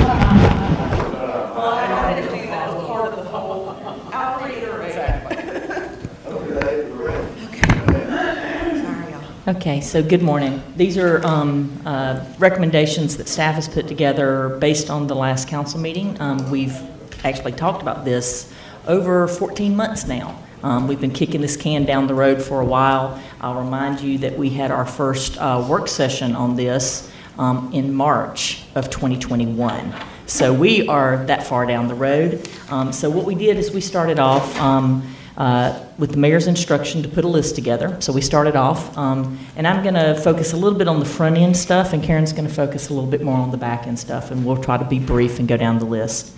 So the first $135,000 that we would like to recommend is responsive to the nonprofits, many of the nonprofits that attended a meeting more than 4 or 5 months ago, where they came in and they talked about the services that they directly provide. And so these are often agencies that didn't receive PPE. They're not the larger nonprofits. And we tried to find a way to make it egalitarian, where everybody was getting the same amount, and that they had a reasonable relationship to pandemic conditions. I've got one sidebar note for Rick here. So one of the things you and I briefly talked about afterwards, that Habitat builds a house for one person. They don't necessarily impact a larger group like our food pantry or Spread Love Ministries might. So in this instance, I did talk to Habitat and asked if they had a need for materials and equipment that could be reused and reused and reused on a structure after structure. And they said they did have that need, and they would understand that if they were to make a request and receive funding, if they were lucky to do that, that would be how they expended funds. So I did confirm that. So this 135 represents a small portion of the budget, but it does reflect investment in our nonprofits who touch the households that are struggling with mental health, that are struggling with food security, and that maybe need opportunities for recreation outside of their home to give some relief to or maybe being unemployed or trapped in their homes. So that's any questions you might have about that? All right, then I'm going to keep going, and maybe you might have some more for us later. So the next portion was to look at ways to grow and invest in small business. One of the things that Karen and I did were specifically to go back and look at the notes from the recap session. We weren't just trying to find ways to spend money. We were trying to find ways to meet the objectives that we talked about in our retreat session. And then we also went and looked at the final report, where I will just highlight the most important goals were housing, refreshment of downtown, and funding for downtown and arts and culture. All right, so those were the outcomes of that expertise that y'all hired. So we tried to focus the next section on that, so I'll go into those. The first one is small business. The likely source where other communities are running those through is their authorities. Some of them are running all of it through their authority once the council dictates what the plan is. But some are letting their authorities make it up as they go. I think that y'all are much more hands-on. Y'all would like to be much more instructive, but if you use the authority, you have that option. They just have to keep it as a separate pot of funds and run it that way. So the two things that I spoke about that I had hoped that y'all might see that the Downtown Development Authority might be able to do for small business. One was to supplement the small loan lending pool. We have a small lending pool that is in our RLF. DDA is willing to match it out of their budget. They've already budgeted for that, and we'd like to match both of those funds with some ARP funds. So 25 is roughly what we have cash on hand in the RLF. The DDA is committed to putting 25 matching to that, and we'd like to see 50 out of the ARP, and then that gives us 100,000 for small business lending. Our first proposal is going to be out of Martha for equipment, and we've got enough to fund her, but we'd like to look at trying to extend that and making that a revolving loan program. So that would be an ongoing revolving loan for small business in the future. So this is not a one-time expenditure. This should be an expenditure that creates a program that continues to invest in small business in our community. The second one on there is an incubator development. This is one of the things that is highlighted heavily in your retreat, and I tried last council meeting, I think. Do you have it with you? To give y'all a visual of what that incubator development might look like. So this is what we're talking about. This is something that Karen and I have kind of dreamed up, not this Karen, other Karen. Karen Roberts and I have talked about. We're going to be presenting it to the DDA. This 110, yeah, sure, they've got copies of themselves, but I didn't bring extras today. The 110 here is also not a one-time expenditure and it goes away. This here is an investment in small business that might allow for small retail startup in smaller, less expensive spaces. I think we all know where downtown rent has gone. And this would allow for small, younger entrepreneurs to start up, not dissimilar to Gilmore House, but in a very different, sexy format. I'll remind you that your investment on the front end in Gilmore was about $96,000. And you've not put any more money into that, and that's continued to offer opportunity and pay for itself. So that's not a big stretch. The other thing I'd like to just briefly mention is this 110 would be considered a match for the $1.7 million grant that I'm applying for the downtown revitalization. They've just rolled it out. You have to have $1 million project to apply, and it's a 10% match. So this would be considered a 10% match to that grant, and I would hope that for your 110 investment, we could bring home much more, hopefully at least $1 million. So that grant is due June 2nd. If not, then I'm probably going to ask Karen if there's a way that we could find matching money somewhere else in the budget, because I think that that's an opportunity we don't want to miss out on. One thing that would do that we weren't expecting it to do is we are adding replacement of all the downtown lights that need replacement. That's something that will have to come out of general funds over the years, but in order to get it to $1 million, replace lighting downtown, that actually would count for the incubator. So we could do 2 incubators and the lighting through the downtown. That gets us to over $1 million, and we might get that paid for by somebody else. So I'd like to see convincing you that that 110 investment could bring us home at least 2 things in our packet, and it might be a long-term payoff like Gilmore has been. So would that incubator would be sort of enhanced by other businesses in town, other business leaders, or? No, sir. The way we're currently talking about it is it's using surplus land the Downtown Development Authority already owns, and that it would anchor and build up the investment we currently have interested in the high lot next to the depot. So it would be a cluster development up near the depot. So it's site-specific to that? It is site-specific, except that just doing some rough budgeting for that, I can't get it up to more than $750. And you have to have $1 million project to apply for it. And I was talking to a regional planner who said, pair it up with another project. So the downtown lights push it well over $1 million, and they can be done. The killer kicker with this grant is the reason most big cities are going to be the ones that win them is you have to have at least $1 million project, and it has to be shovel ready right now. It can't be something you think up or we get 14 months to smoke on a budget for something. It has to be right now. And so. So are we, Mr. Mayor? So are we shovel ready? We are shovel ready. The DDA's already acquired the land. We've already had it surveyed. We've already laid it out in terms of a plan. We have already done the engineering on the boardwalk and the takeoffs. We have, we'll have to get to takeoffs for the cottage build, not hard to do, and we will have to have preliminary engineering plans, and Todd Peaster has assured me we can get there in 30 days. The lighting stuff, all we have to do is get a quote from Georgia Power, a count of the number of poles, which we have about 82 in downtown, and we have to have a map, and we have a preliminary map. We just need to get it on paper. So we can get there, or I'd say we're 80% shovel ready right now, but we'll be there by June 3rd. How many, Yes, so the small business section, I do see that as a DDA, not them using their URA powers, it would have to be DDA. how many businesses are you looking to be in the incubator? Right now, we're looking at 6 times 2, 12 small business startup opportunities. It depends how the budget works in terms of the funding that we get. If we get enough funding, you'll be able to do more than a couple of cars, but we anticipate it takes about $45,000 to build out a car. That's not counting the infrastructure or parking. So we might start off with 2 cars, and as income starts going in, you add the 3rd car and the income. And each unit, there's 2 units in each car or container. So it's an opportunity. If it's not this opportunity, nobody's going to be hurt. DDA's got plenty on their plate.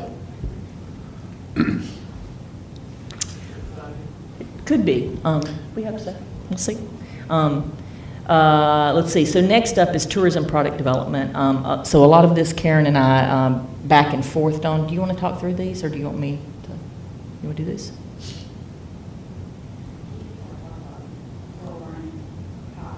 Okay. All right, so David came in and sat in with us when we were working on this list. This is a conversation about tourism money. David knew that, and I think he was the one who told us that the hotel motel proceeds going up means the CVB's getting $75,000 kind of upswing on their cash intake, and so we focused more on the demands and needs of the buildings.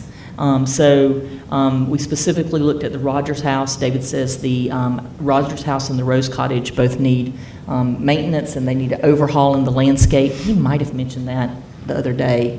It was a different meeting. Y'all weren't there. Town Park, 2 of the things that were highlighted in the work session was that it needs a new sound system. And that we'd like to have $25,000 more toward Main Street for event programming. Those of you who were there for Madison Fest, it was well received. They can't do more without more budget. That's just not possible. They are at capacity. So we're looking at about $50,000 toward directly to Main Street. And that would be for event planning and for a sound system. I want to be specific about that because we think that we need at least 50, if not a little bit more, toward replacement of the grounds. The lawn is due. It was due 2 years ago. It should have already been budgeted for, but the lawn's taken all it can take, and it's going to, it reflects that. I'll leave it at that. So we're looking at replacement of the lawn for the remainder of that. Remember that over the last 4 years, we've budgeted about 15, 25 grand a year, and we've done maintenance on the other buildings a little bit at a time, so it's the landscape's turn in that cycle. So a couple of things that we think that would be beneficial to tourism product development would be the new Pearl Burney High Museum. That is an opportunity that a nonprofit is willing to run over at the middle school, and while we can't fund specifically the organization, that gives us some problems. We can, they have no money for renovation of the part of the structure that they want to use, and we certainly can't pay for that for a nonprofit. This is an opportunity. They need that portion of the building needs to be brought up to code, and it needs a new roof. So this is one of the things that would allow us to create another heritage attraction in our community. But it will also be an improvement made to at that point will be a city-owned piece of property. So it won't be you're spending money on someone else's property. That gave us a little bit of pause. The Pearl Burney campus, another thing that we could do to improve quality of life and service to community in this area is the old ag shop. Leaks like a sieve. They've already requested a new roof. DDA's not allowed to spend any money over there. Y'all are not allowed to spend any money over there. School board's not allowed to spend any money over there, but they want to turn it into a bicycle hub and continue to use it for boys and girls programming. So if we want to bring that opportunity, one of the ways to do that is after the property is transferred to the city, you can spend it on city property, and that's an opportunity. The depot, David Land has already talked with David about finishing up the depot so it can start being used as a special events supplemental center now that we've had 2 of our special event facilities transfer hands and may go offline. The CVB building needs interior renovation. We've budgeted for exterior, Karen says, plaster work on the inside. And then the last thing Carrie will be familiar with, for the last year, she's had me pricing out splash pads to go in each of the 4 neighborhood parks. And this is a very egalitarian move because although they will attract tourists, they will serve our residents. Yes. And all of our parks are where they're located or within a 10-minute walk of every household in Madison. Yes. So these are And they're getting used. Yes, sir, they will. These are micro pads. And if you're asking me if 125 will pay for all of it, it will not. We see this as a matching opportunity. So for the 125 you put in, we'll go find the 125 to match it. And so with that, you would divide that 250 between the 4 parks, and then we would get 4 micro splash pads. I want to be very clear, I don't want to oversell this. If you've been to a splash pad, it's not super big thing. This is a 20 by 20 micro splash pad with 2 elements. If you've been to the botanical garden where they have misting mushrooms, Miss Lambert's very entranced. She made us go up there. Or if you've gone out to the vet and you've seen their splash pad for doggos, it has 1 element in the middle. So this is very similar, 20 by 20. It drains. We do not have to recycle the water. That's how David recommended it. This would be something that would need to be matched, but this would be an investment. Thank you. You're welcome. I try to listen. Sometimes it works out. Y'all have already expended the $86,000 for employees to give employee relief and during the pandemic, and we're all grateful if we haven't said so. And then you've already expended some money on both Richter Cottage and on the CVB building that were pretty heavy expenditures out of general fund that were not specifically budgeted, that or anticipated budgetary expenses, I will say it that way. And Karen can reimburse general fund because they're eligible expenses for tourism product maintenance. So that's shifting $100,000 back into general funds, and she was very excited to put that on the list. And then the other things have to relate to, you'll notice that Karen did a great job on this. She grouped it into the 4 qualified areas. We don't get to just make up stuff. It has to fit into these 4 qualified areas that Karen can report on. And I'm going to shut up and let her talk about infrastructure. If I could interrupt just before you get to that, Karen, sorry. I assume the restrooms are going to precede the splash pads. Is that on a priority list, the restrooms to me? Yes, sir. The restroom architecture came back yesterday to my desk. And my understanding is you've already got it funded, right? I mean, budget funded. It's already budgeted. It wouldn't come out of this, and it's already ahead. David was just waiting on revised architecture. Okay, and then one suggestion I have, where do you see on the publicly owned properties? I think the cemetery could use a little bit of this money. I think that's a publicly owned property that is constantly underfunded in terms of repair of monuments. Right. So the portion to be careful about there, and I'm a big advocate of our cemetery. If you'd like to do something, it needs to not be spent on monuments and plots.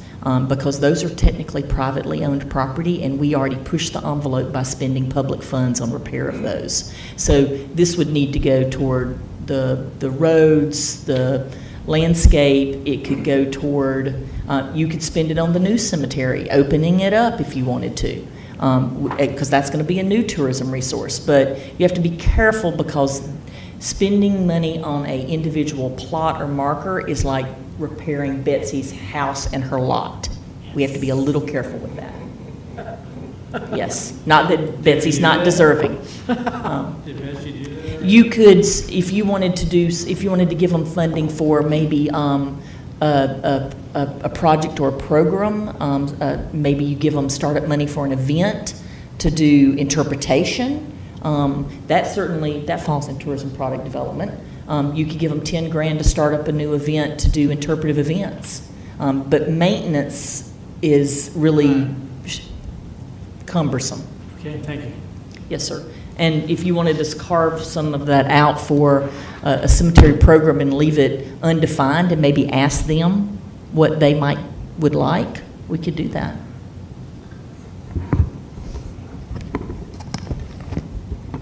Okay, and I just want to go real quick back up to number 3 with the Ritter Cottage and the CVB building for $100,000. Yes, those are funds that have already been spent. Sorry.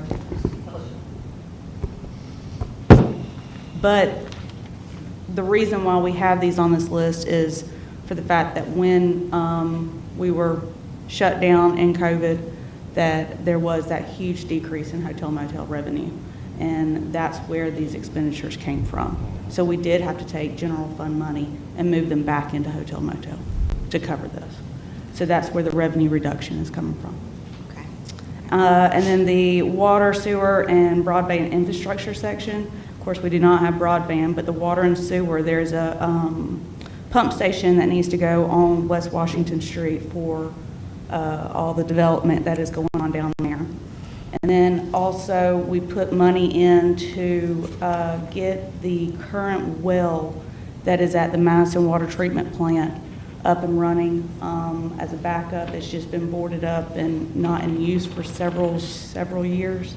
And so it will take some money to put back into that, to get that up and running for the use over there for any type of backup. And then we have just put about $130,000 just for other water and sewer infrastructure investments that do come up within the next couple of years that we do need to address. Mr. Mayor, may I? Sure. Can you tell me again about the well that you said was boarded up? Where is it at? Over at the Madison Water Treatment Plant.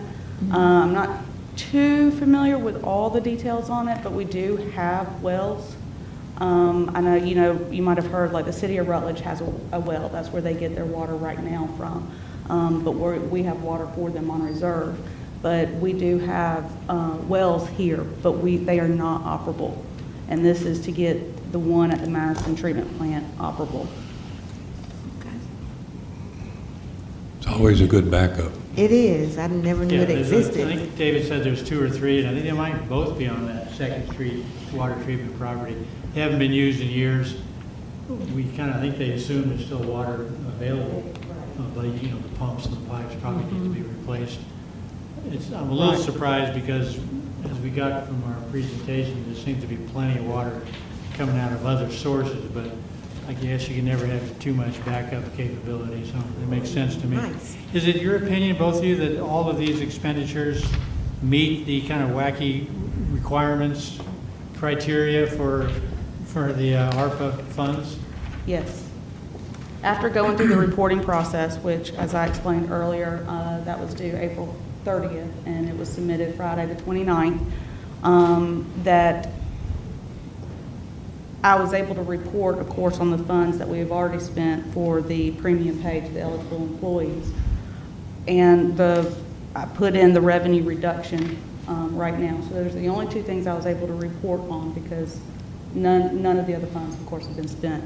So after looking at that list, I was keeping in mind going down that, yes, all of this will be able to be classified in those sections when I was doing the reporting. And as for the benefit of the other council members, you told me the other day that his dollar amount of the $1,326,422, that's a hard number. That is Yes. their best projection for what we're going to get, or is that the actual That is real the number? amount that they have put out for the city of Madison to be allotted. So it is on the list. Mr. For the safety department, our police department, consider it, because they have used this as one for anything like. That is a question that can be asked, yes. When I spoke to Colin about anything that they might need in the next 5 years, for the comp plan.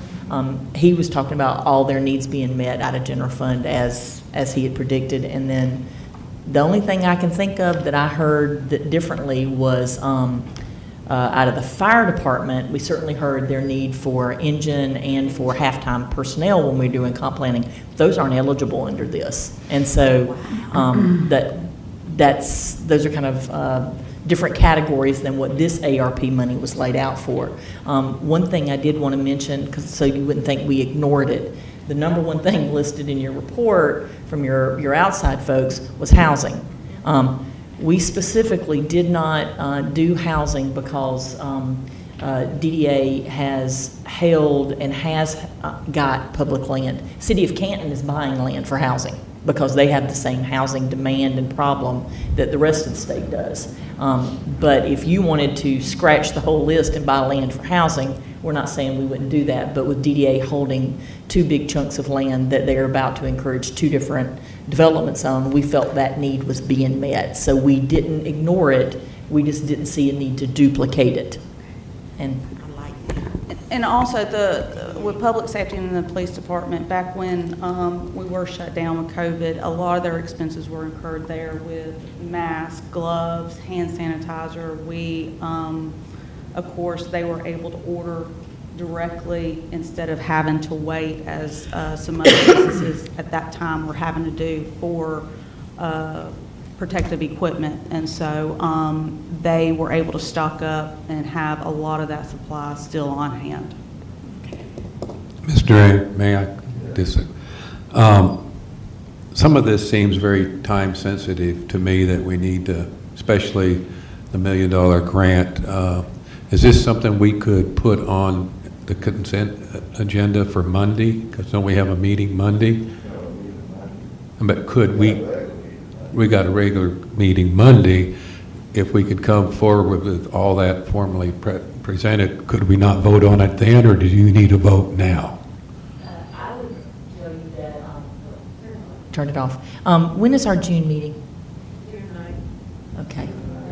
All right, so I will say that if that's the only portion that we would like to be able to say there is dedicated city funds so that we can try to leverage that grant if possible without trying to find it somewhere else in general, because Karen said, no, stop doing that. And I will say that the nonprofits, they've been waiting 5 months for y'all to make a decision. They came in and they put their best foot forward, and they're going to be very grateful for whatever you gave them, but I'll make a plea on their behalf. They've been calling and saying, when's council going to make a decision? When's council going? We don't know yet. So those 2 are the most important. Tourism product development down to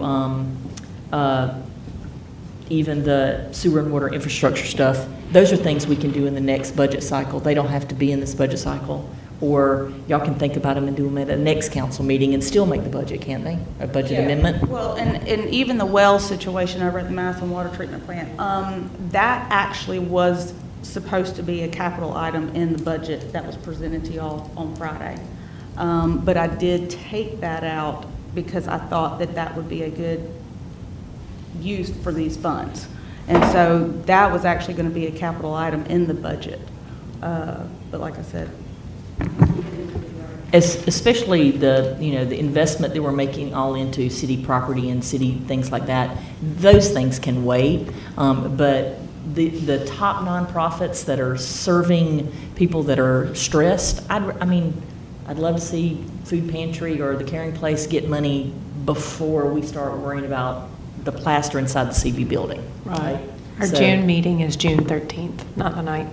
So are you saying we have to delay until June? I mean, is there anything, can we do partial? So can we make some, can we move forward on the nonprofits this month? right, so I did something very similar with T-Splost. And when we sat down and came up with, they gave us just a broad range for the T-Splost with a lump sum.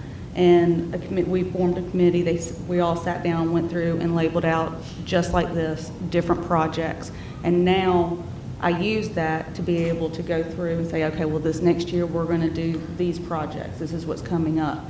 So I can do something very similar to that with this. And so if you would give me some guidance on what you want to go ahead before June 30th and have happen, and then what I need to put in the budget for next year. I can do that. Well, will we be in a position then, I know our agenda has already been set out, but tonight, essentially vote on the nonprofit. Could that add to the agenda tonight? I'd like to encourage you, if possible, for Monday night, if Ashley's the guardian of the agenda. So I'd say that with respect, Ashley. If possible, we'd like to see you add 200,000, which is, if you look at the top two numbers, that's 195. We'd like to see you say, this is how we like 200,000 of this $1.3 million spent. And then the rest of it, you can change and do other things. But if you think that our nonprofits that have made presentations and we've got the right ones on the list, and if you like the Small Business Incubator and the loan program, that will prepare us for the grant, and it will give immediate relief to the nonprofits. We'll figure out the details of how we get money to them and make it legal. Wait, Mr. Mayor. Yeah, I don't know where 200,000 comes from. If you took the 135 for the nonprofits and You're at and 160. 235. Oh, I'm sorry. My ad was, I wasn't adding with a pen. That's So what I lost. it's 300, I'm sorry. Mr. Mayor, Rick. Mayor, thank you. Mr. Mayor, my concern or interest in this process has been, not unlike y'all's, I'm sure, is that the best we can affect the community at large as equally as possible with this kind of found money, right, with this ARP. And I think what they've presented has done that. I like that we're able to help those who need it. I like that we're able to reimburse general funds where money's already been spent. I think that'll make us stronger, and then the infrastructure long-term plan. So I don't have a problem at all. I don't know, guardian of the agenda, if this could be added as an agenda item, if we want to discuss it more, rather than just have a consensus to put it on our, on our. I would suggest not adding it as a consent agenda item, Okay. just because there will be, I'm sure, some sort of resolution or something that will have to be prepared Right. for you all to review. So if it could be added, Mr. Mayor, just for what it's worth, I'm happy with it, and rather than have to shuffle money and do everything and make budget amendments and. I'm not sure, well, there will actually, if the funds are spent this year, there's going to have to be a budget amendment regardless, as well as on other items not related. But I also will need to know what y'all would like to put into this next year's budget, so we could go ahead and get that.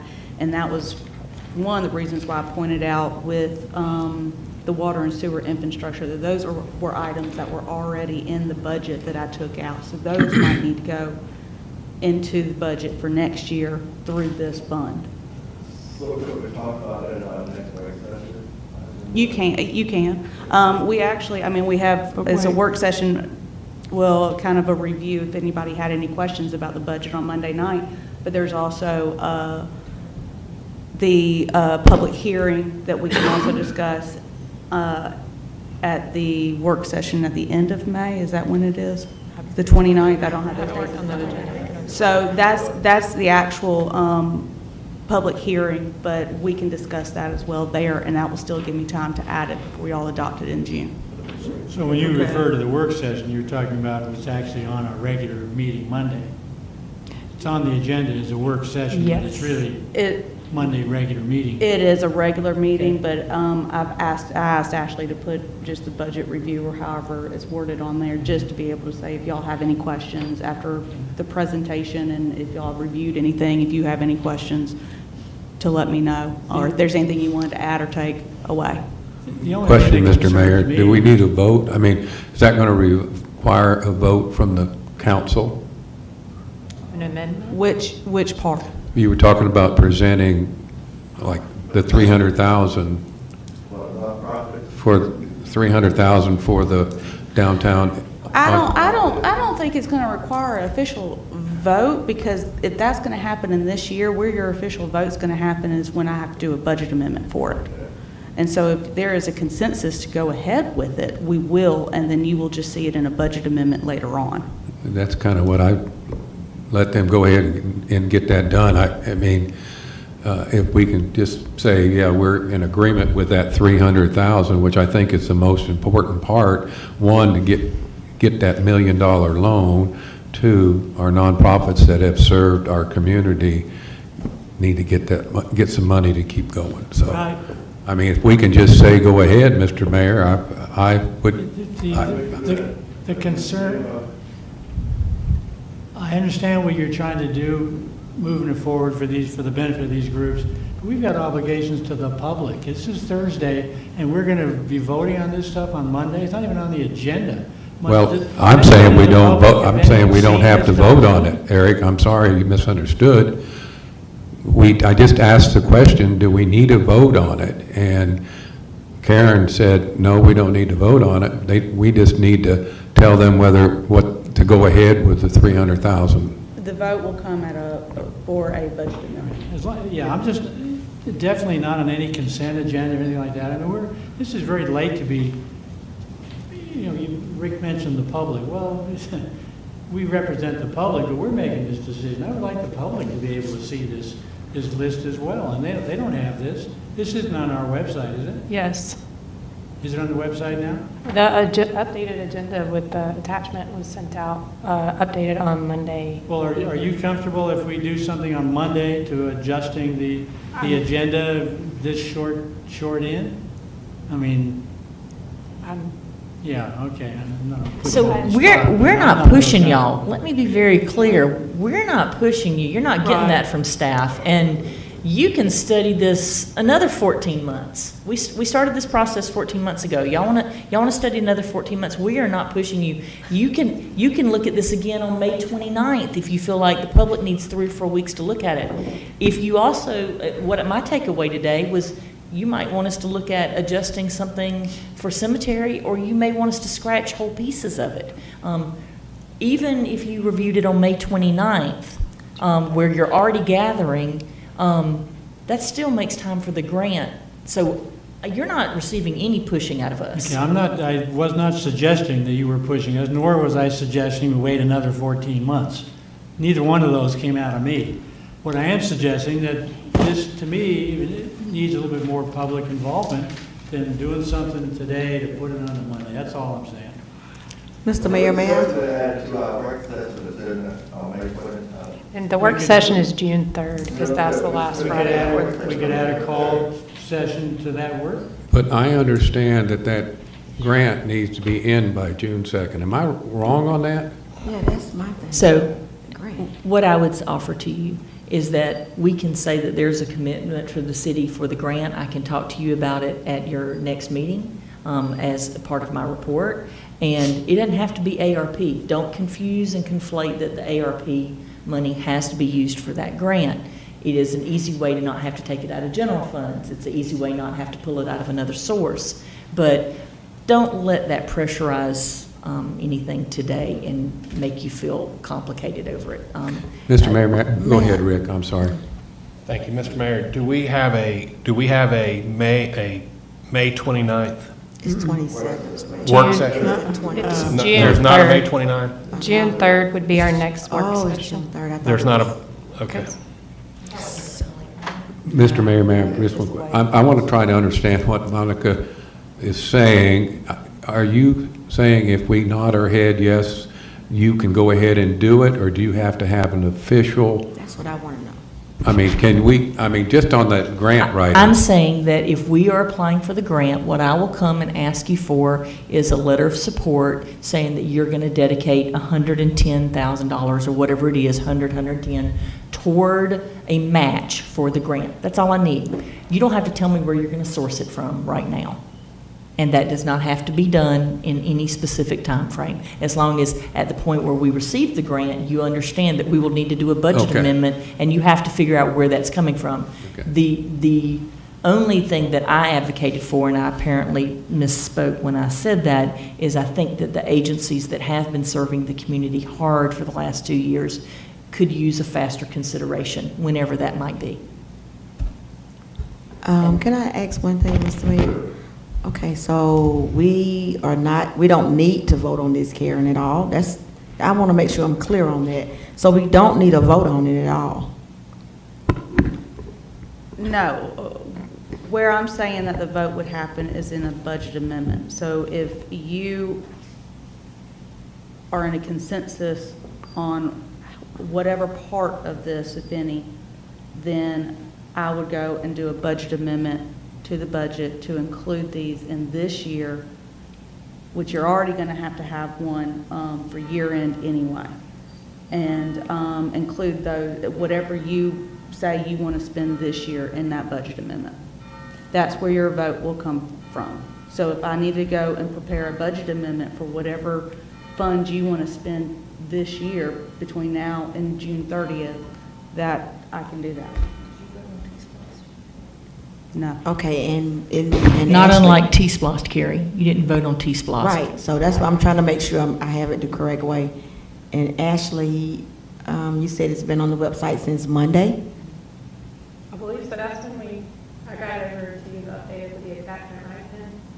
And I think the notification was sent out Monday evening. From about, I think, I gotta go back and check. The attachment for this meeting today, or the? It was published on Monday evening, right? Yes. I don't have my laptop, so I can't look and see. My calendar shows a work session on the 27th and again on the 3rd. One of those dates is wrong. What is the work session? The work date? session is the last Friday before the first Monday, which is the June 3rd date, because the Which is what? 27th. The- June 3rd. The 3rd? Mm-hmm. And then our meeting will be June 13th. So it's the 3rd, it's not the 27th. It does seem like a long ways off, doesn't it? Yeah. To add if we needed to do a call session, it still seems like a long ways off to Ed's concerns. I mean, I don't want to delay this any longer than we really have to, but I also don't want to rush it in 3 days to have any kind of vote. If we don't need to vote on it, then it's maybe a different situation, but I'm a little more. Let them go ahead and disperse. That's what I would think. But the other thing is, we just had a meeting before this about holding funds from not going ahead and doing what we're supposed to do it when we promised. And I know this is, how long, when did we start on this? Oh, But bear in mind, the expenditures are required under the ARPA law. It's got to be spent by 2026, I believe. So they haven't given us any real hard deadlines. I know it's been a long time for these groups to wait, but if it was up to the federal government, we'd be waiting 3 more years. Yeah. Right, and Thank so God it's to not. add to that, you actually have to dedicate these funds with a more concrete plan by the end of 2024. Then all funds have to be spent by the end of 2026.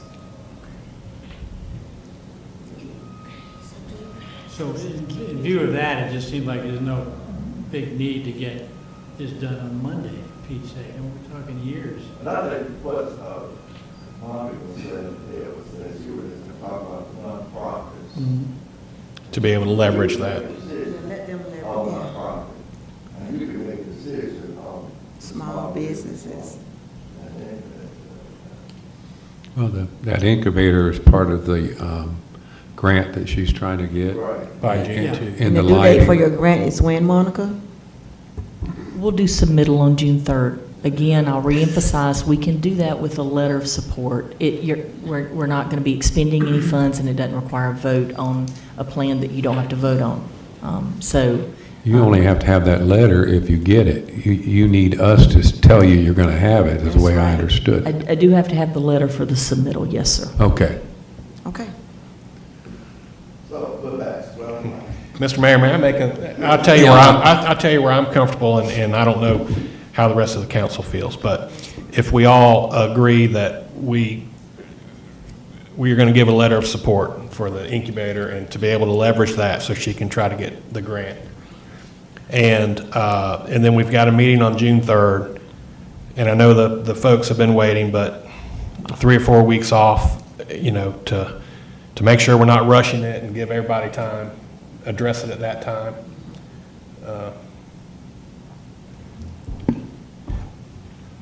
They'll be delighted to receive a date certain that y'all were going to consider it. Yeah.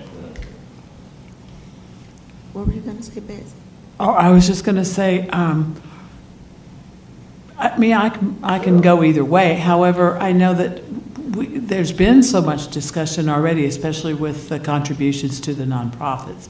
They've been here, other people have participated along, so it's not like this is coming as a shock to anyone. I mean, maybe the amounts that have been decided on, but I mean, I think there's been a lot of public participation and notice just in the whole long process as we all started on it. And I wasn't on the council at the time, but I certainly sat here when that was going on. So, and that's fine. I just know, I mean, I just know with things being really tough right now with inflation and all of that, and I know where are we now? And I don't know at what point, if we did pull the trigger on the disbursement for the nonprofits, how long is that delayed? I mean, what is our time frame in making that happen? Anybody that anyone on this list, they're going to have to turn in basically contractor requirements, which is a W-9. Okay. And then we would have to get the check and get it processed and signatures on it. Okay. So you might be talking, depending on when they can turn in their paperwork to us, week, 2 weeks. Okay, so it's a further, I mean, that's fine, I mean, whatever, but there's still a time frame. There's still a bit of a delay before the money is in the hand and you go out and buy food, or you can go and do whatever it is you're doing, yeah. Maybe we could start them doing that paperwork process. The 1.3 million is in our bank, right? No, sir, we were allotted half of it, so Yeah. 780 Well, something, maybe they but can we've start- already spent the 86,000, so we have about 700 left. Maybe the groups that are on this list can be told the money's going to be committed to these amounts, and they can start the paperwork process if we're concerned about waiting any longer for them. If it's going to take a couple of weeks for them, let them start that part of it. If Still you're- not dispersing funds. If you're comfortable with giving us consensus that you like the nonprofit structure, we can certainly go ahead and make contact with them and start facilitating them toward that. Okay. I think that's a good What about idea. small Great businesses thinking. as well, though. I That really helps would me. like to do the incubator and the loans as well.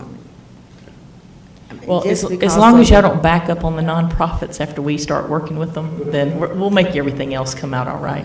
We won't. I'm fine. We I'm have fine your with- back. I'm fine with, Thank you for that All of that. suggestion, Rick.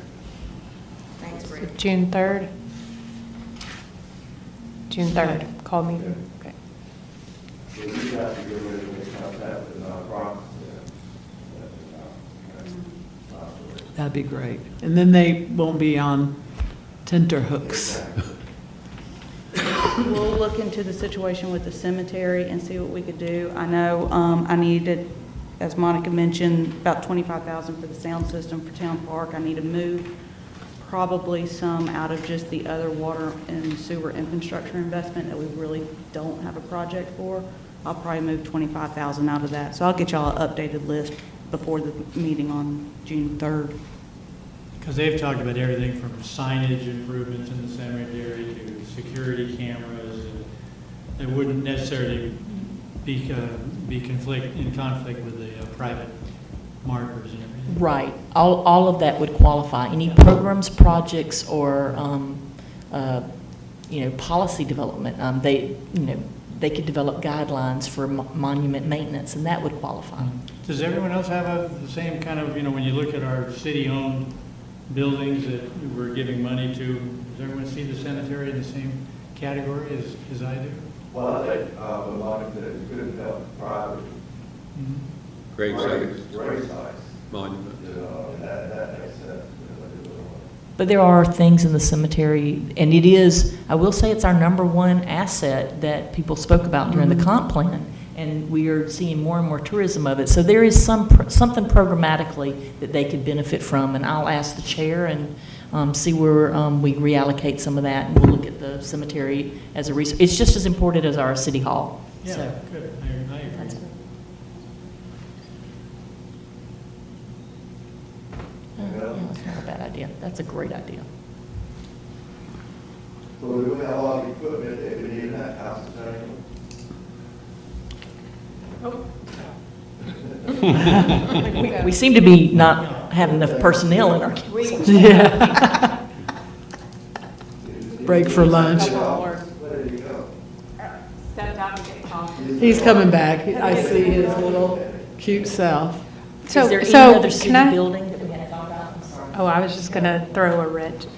On the 3rd, is it just the nonprofits we're discussing, or are we adding the incubation to that consideration, the small business and whatever? Can we do I'll this? talk about a whole list, Okay. and then they can talk about what part they want on it. And Thank Eric, you. will that be enough time? Do you want us to go ahead That's and? plenty of Okay, time, yeah. certainly. Ken? Yeah, do we need anything else? Ken. Ken? He's talking to you. Yes, what? Do we need anything else like council chamber here? What equipment is concerned? That's reasonably related to tourism product? No. Well, you're good. Yeah. And I said that not to be bossy, but because this is a whacked list. Everything we have to do is justifying their categories. It is a Yeah. wacky. Yeah. Wow. I'm going to leave this, and I'm going to be done, Mr. Mayor. Can we give the mayor consent to write that? You have to have that on Jan 2nd, right? I'm trying to make sure you've got, you said it has to go in with the stuff. The 3rd. I heard general consensus that y'all are supportive of that. I will prep a letter and get it to the mayor and let y'all have the wherewithal to figure out where the money's coming from. Perfect. You can put all of our names on it. And we're committed to it. If you want it in the form of a motion, I would be glad to make a motion, and we can.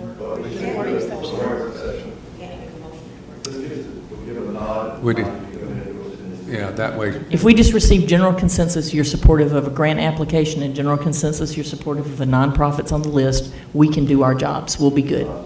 All right. I tell you what, And then- when you can take 100,000 and turn it into a million something, I'd say, I got 100,000 I can give you if you'll turn it Wait, into you a need to million. dial down that expectation a little bit. I We're gonna be have great competing- expectations out of you, Monica. We're going to be competing with the big boys. These are people who have big projects on their plate, so we're going to We try. already got it. We'll see.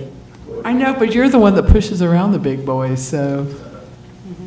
No, I'm just not afraid of competing with Columbus and Savannah and Atlanta. They put something on the table, we Yeah. say, okay, Madison's got, you heard her say today that we've got big boy britches. She didn't say it like that, but she said we bat above our weight class. She Yeah. did pay the planning department a very nice compliment. that Yes. We do That more was nice. stuff than any other city our size. I wasn't trying to That's why grow we it need on. that 100,000 right now. That was fair. Yeah, well, that's a Thank you, good Eric, point. that was nice. Thank you, All Mr. righty, Mayor. I gotta merci beaucoup. Thank you, everybody. Thank you for that word. Thank you, thank you. My brain's full of information this morning. What's that? So my brain